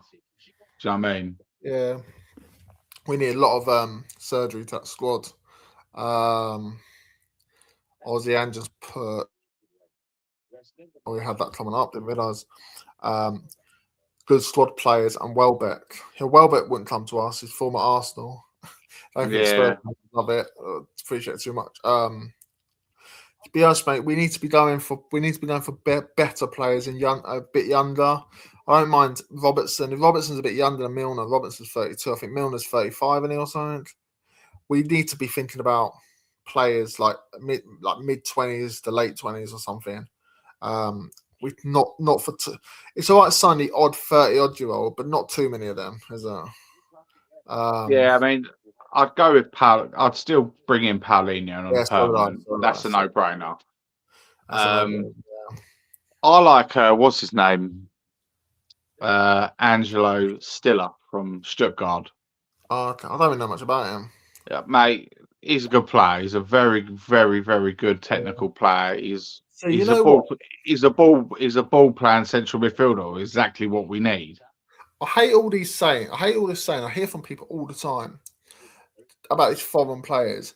Well, can they do it in the Premier League? Oh, well, you don't know. They might be doing it in this league, but can they do it in the Premier League? I hear that all the time, and I'm like, but most of the Premier League is full of foreign players. Yeah, so it is. It's like the Premier League is 70% foreign.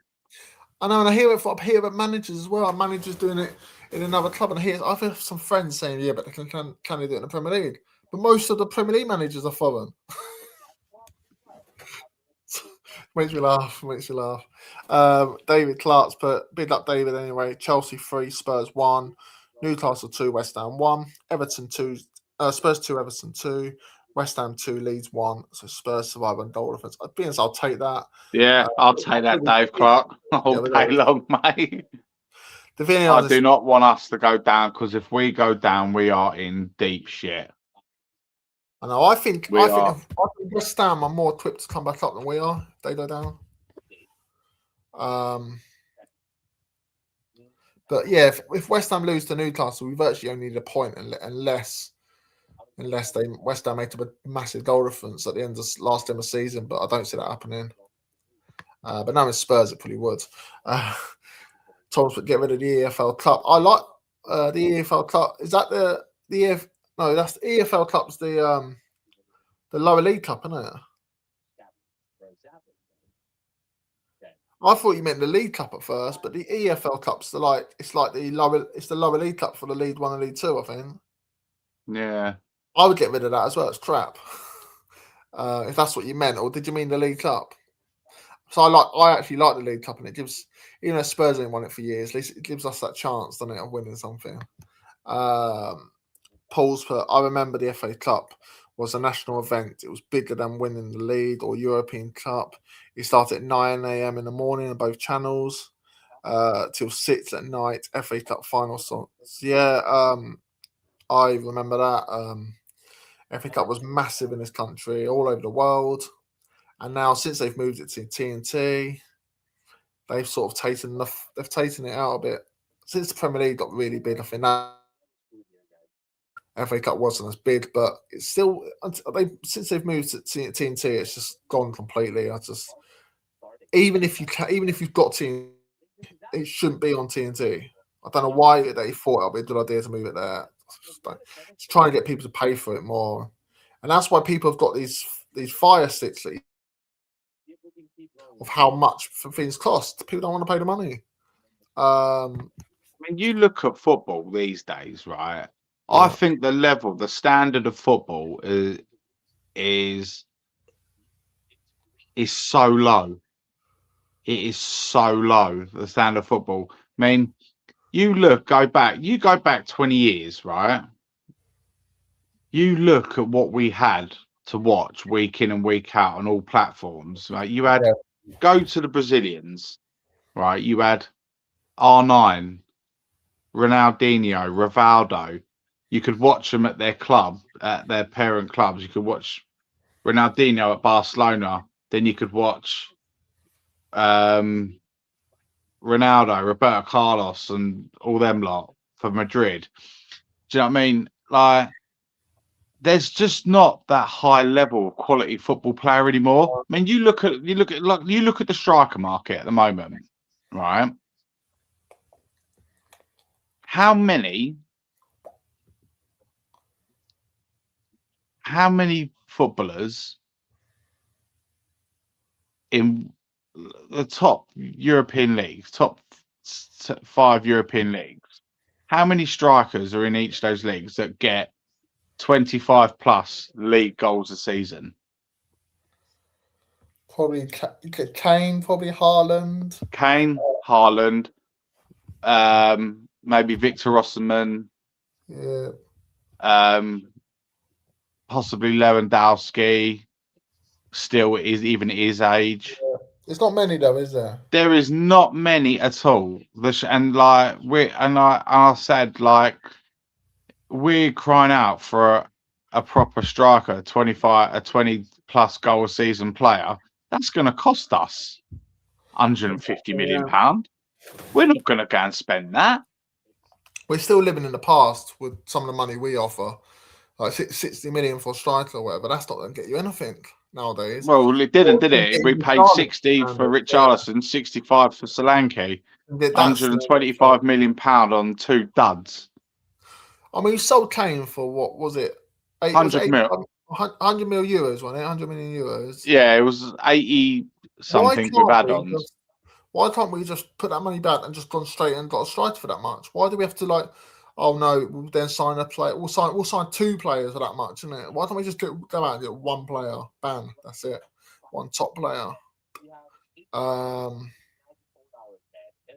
There is strikers out there, and you can get for good prices. And this is why I said this is my opinion. I think we should go in for Dortmund's Guirassy. See, I don't really watch German league much. Yeah. So you should watch the Bundesliga, mate. Bundesliga's got so many gems in it. Yeah. It's got so many gems. Like Leipzig alone and Dortmund alone have got so many gems in their team.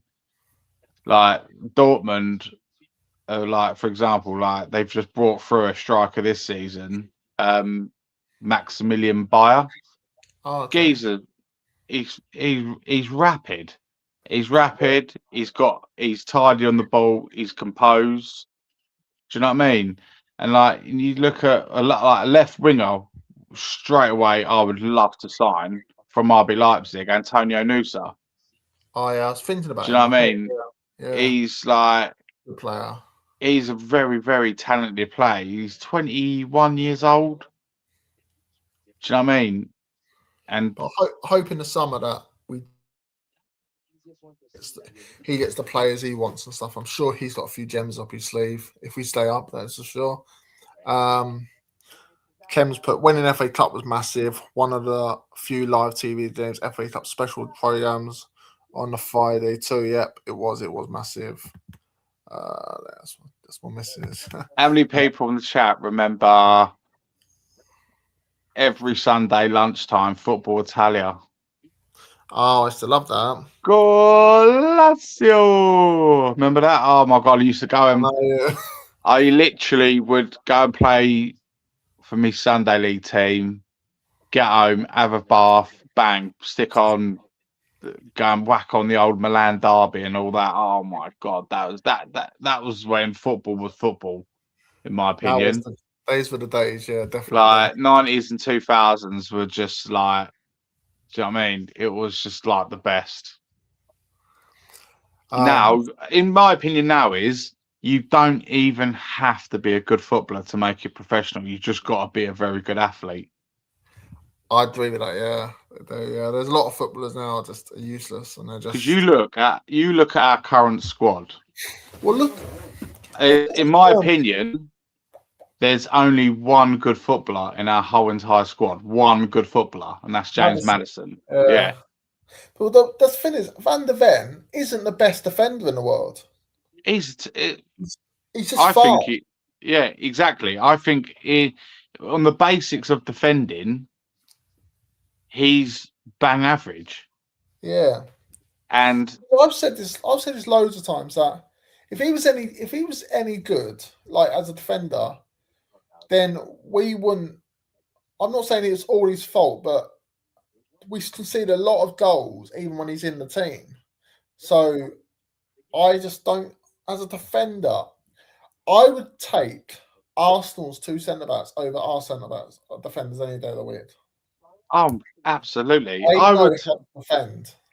I'd take Forest's 2 centre backs over ours, Milinkovic and Murillo, all day long. They celebrate defending like they've scored a goal. We don't. Romero, Romero for me, right? He says, "Oh, I love the club. I love the club. This, I love the club that." So why don't you show the same attitude when you're playing for Spurs as you do when you've got an Argentina shirt on?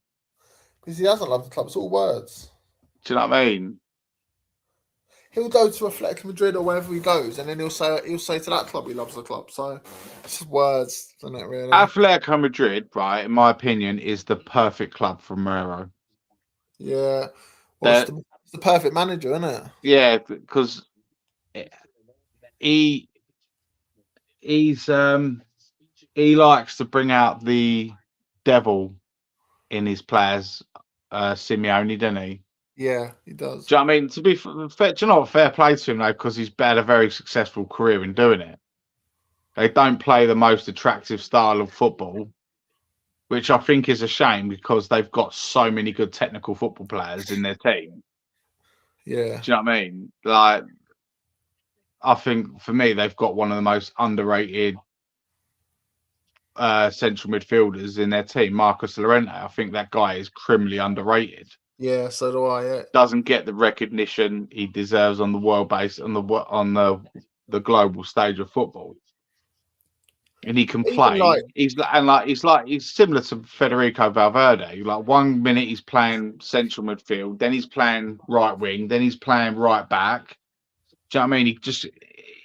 He's like he'll do a job for you where he'll like Simeone goes, "Oh, I need you at right back today, mate." He's like, "No worries, Gaffer. I'll give you 110% like always." You need more players like that in football. Do you know what I mean? Yeah. And there isn't enough. There is too many players have got too much power. Well, it's like even Traore that plays for Wolves. What, the big lump? Yeah, the Spanish one, Adama. Yeah. He's an athlete. He ain't a play footballer. Yeah, no, he's terrible. He's one of the worst football players I've ever seen. Can't trust. I noticed his body's all oily and stuff. Yeah, he does that because it stops people from grabbing onto him. Yeah. That's unreal, isn't it? Chateau's the worst footballers I've ever seen. What's that? And he's an embarrassment to his nation, Richarlison.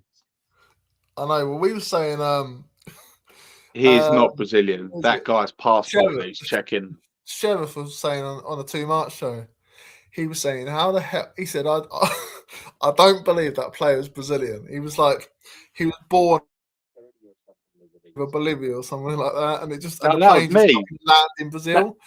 That was me. It said that. I said that's what I call him, Richie, the Bolivian from Brazil. I think he said that as well or something. Or he might have heard it from you then or something. I said that guy is no. How does Brazil as a nation go from players like flipping R9, Rivaldo, and do you know I couldn't even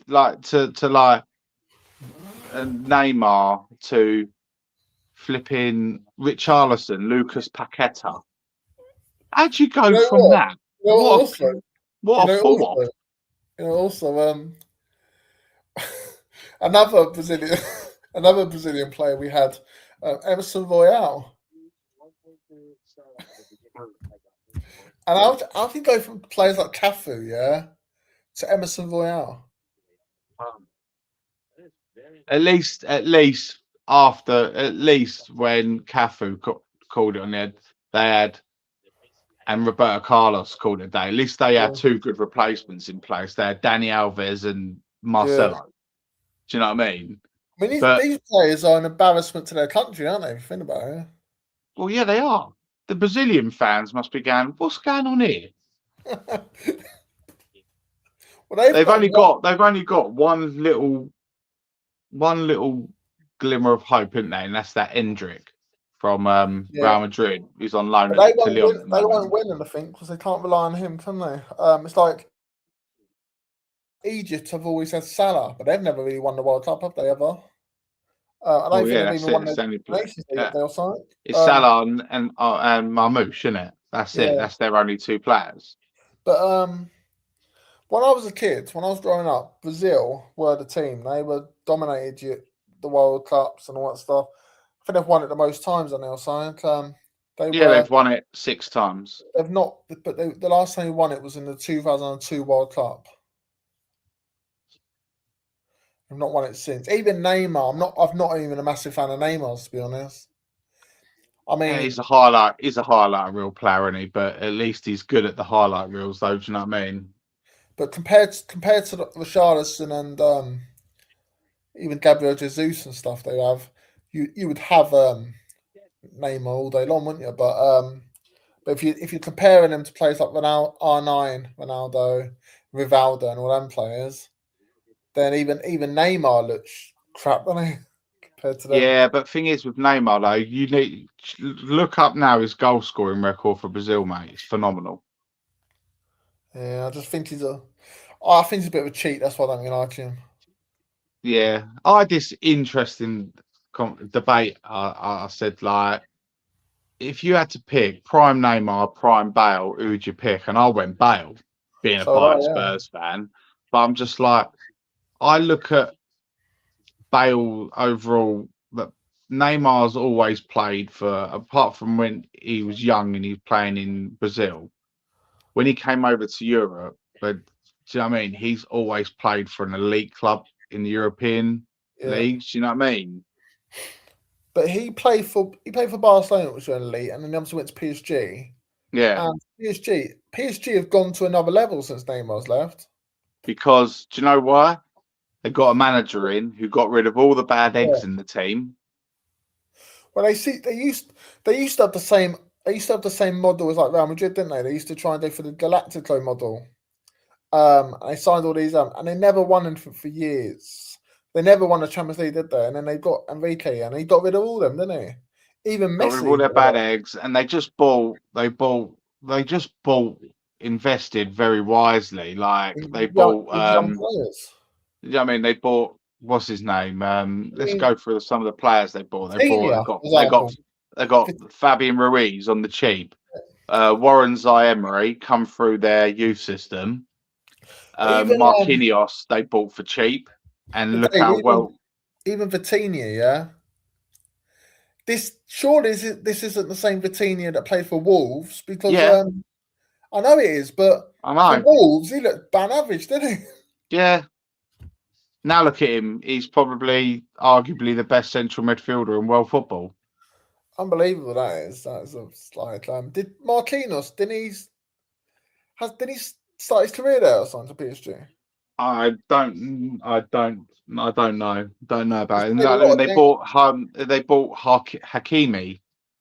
Yeah. On the for a lowish fee. Look at him now. Who else as well? Desiree Doué bought him from another French team for about 25 million euros. Now look how much he's worth. Bought Kvaratskhelia from Napoli for 55 million. He's worth double that, plus more. Obviously, Dembele as well. It didn't work out for him at Barcelona. PSG bought him and got Ballon d'Or. In the day, it just comes down to your manager get a lot of things really. Your manager getting the best out of you, playing in your right areas. I've said this as well. I said, and PSG will carry on winning the Champions League for years to come if they can keep that team and rebuild and build on it. Do you know what I mean? Because I think they could go on a run of winning it. The teams that are in it, the top teams, don't look up to their standard at all. I think with PSG, you can always get a goal at them. They do concede goals, but their attacking threat is so good, isn't it? they remind me of the Galacticos Madrid team. Right, you might score 4, but don't worry, we'll score 5 or 6. Yeah. Do you know what I mean? Yeah, I agree. Because I watched them against Bayern, and Bayern have been strong, competitive all season, and look really good going forward. But Company took a massive risk in that away leg. He was playing a high line. Yeah, it was over. And It was Enrique, and Enrique just exposed him for it. It was over in 5 minutes, wasn't it? Really? Yeah.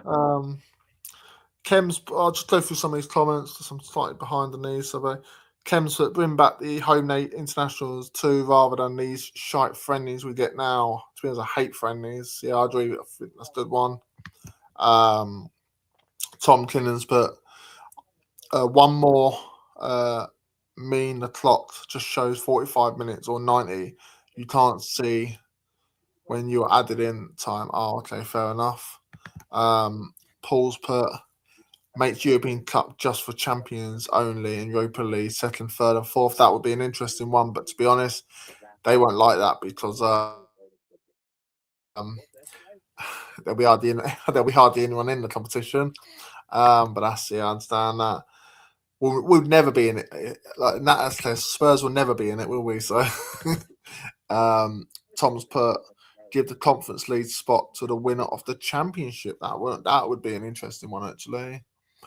Tom's put I do mean the League Cup. Oh, you meant the League Cup. I like the League Cup, actually. It gives us another chance to win something. It gives Spurs won't win anything. I know we don't win that, but it gives you a chance. That's the easiest one if you're going to look at any of them to win. I don't mind the League Cup, but yeah. Anyway, but too many games. Oh yeah, too many games. Yeah,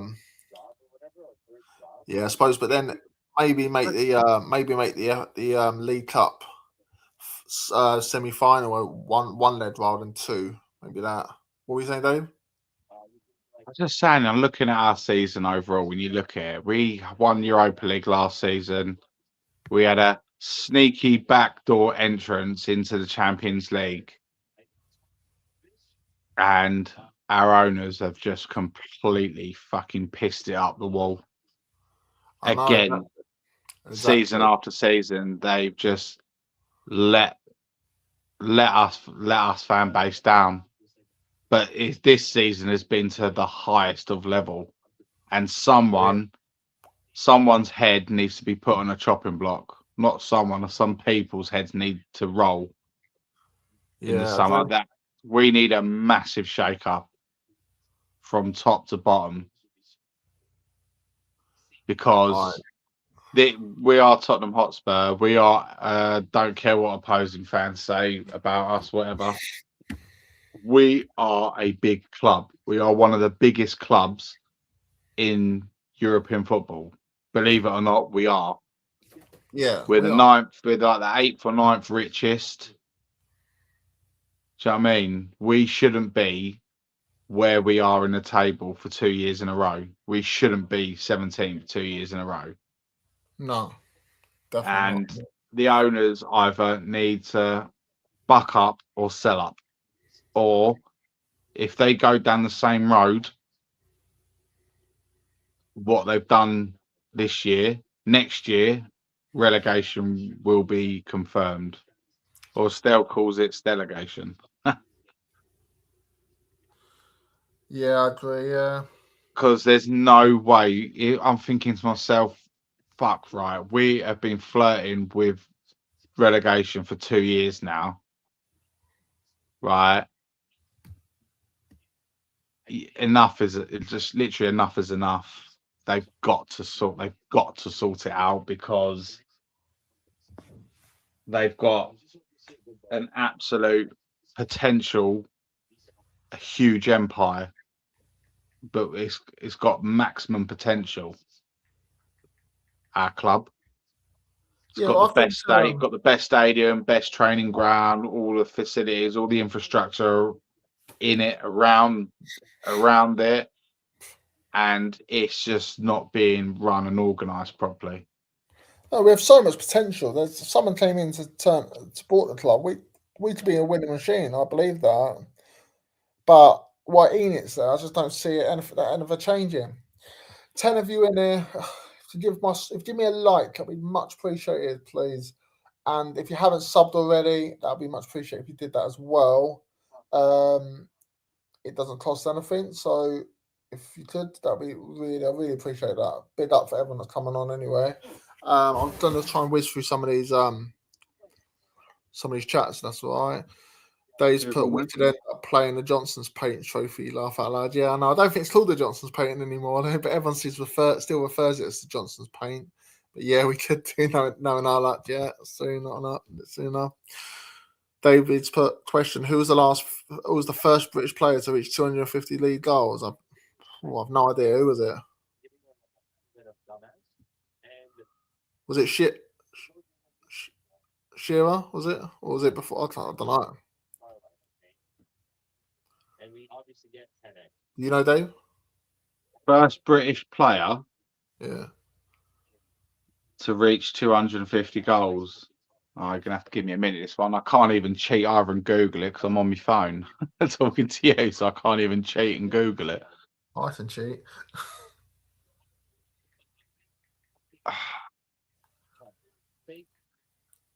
Weren't Greavesy, was it?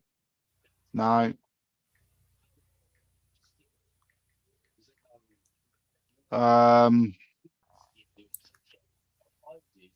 Dave Clark, can you give us a clue? What club did he play for? Was it Premier League or?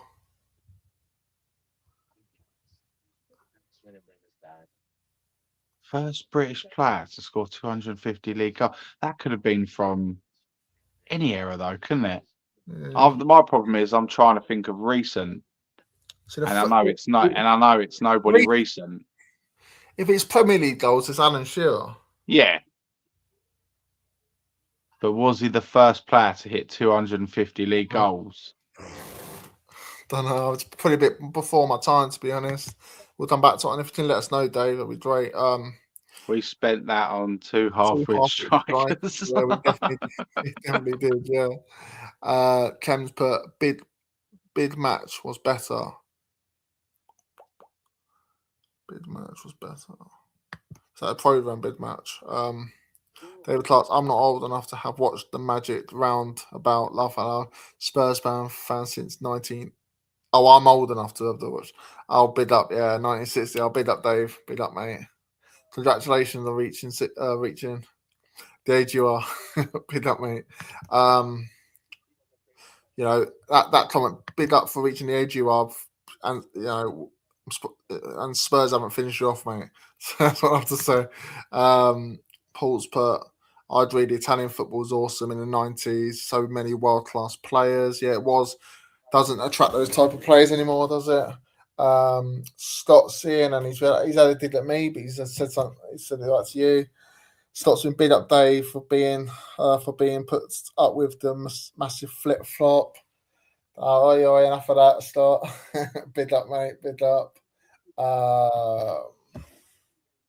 Ken's put to David, I'm younger, but like me, you'll remember. You'll remember Pobles. Yeah. David's put Stuart Pearce after commenting on Spurs game, lose our defence or tore our defence to pieces. He said the centre backs are too far apart and the full backs are too close to the sidelines, and Romero comes out the line. Fair enough, yeah. But he uses oil, so he does get sores on his groins with a grinder when he runs. I heard it's to do with the players, so maybe I don't know. Maybe I haven't heard that one. Yeah, but he puts it on his arms as well, doesn't he? Yeah, he puts it on his arms. So yeah, I think then again it could just be because like when you've got oily skin and stuff like that, and the lights here reflects off the oil, doesn't it? So it shows all the refine. Let's be honest, the geezer is an absolute fucking unit, isn't he? He's huge. He is, but he's a crap footballer. he is. Doesn't matter how good you look, mate. If you can't kick a ball straight, you are no good to me. No. So yeah, I'm just Christ, yeah, what a guy Mido was. What a guy. If it's outside Maddison and Simmons, we have no creativity. I forgot this one. So yeah, can't talk about Egypt without mentioning legend that is Mido. Yeah, I love Mido. Outside Maddison and Simmons, we have no creativity. My budgie has more creativity than Gray. Birdman Star, yeah, I agree. Big up. I'm still trying to work out what Lucas Bergvall role is in the team. He just runs around, doesn't he? He just runs around and chases. He's like, you remember the film, The Dark Knight with Heath Ledger playing the Joker? Yeah. Do you remember that? Yeah. It's like I look at Lucas Bergvall as what the Joker says when Batman's interrogating him. He goes, I'm like a dog chasing a car. I wouldn't know what to do if I even caught it. That's like when he's got the ball, isn't it? Exactly,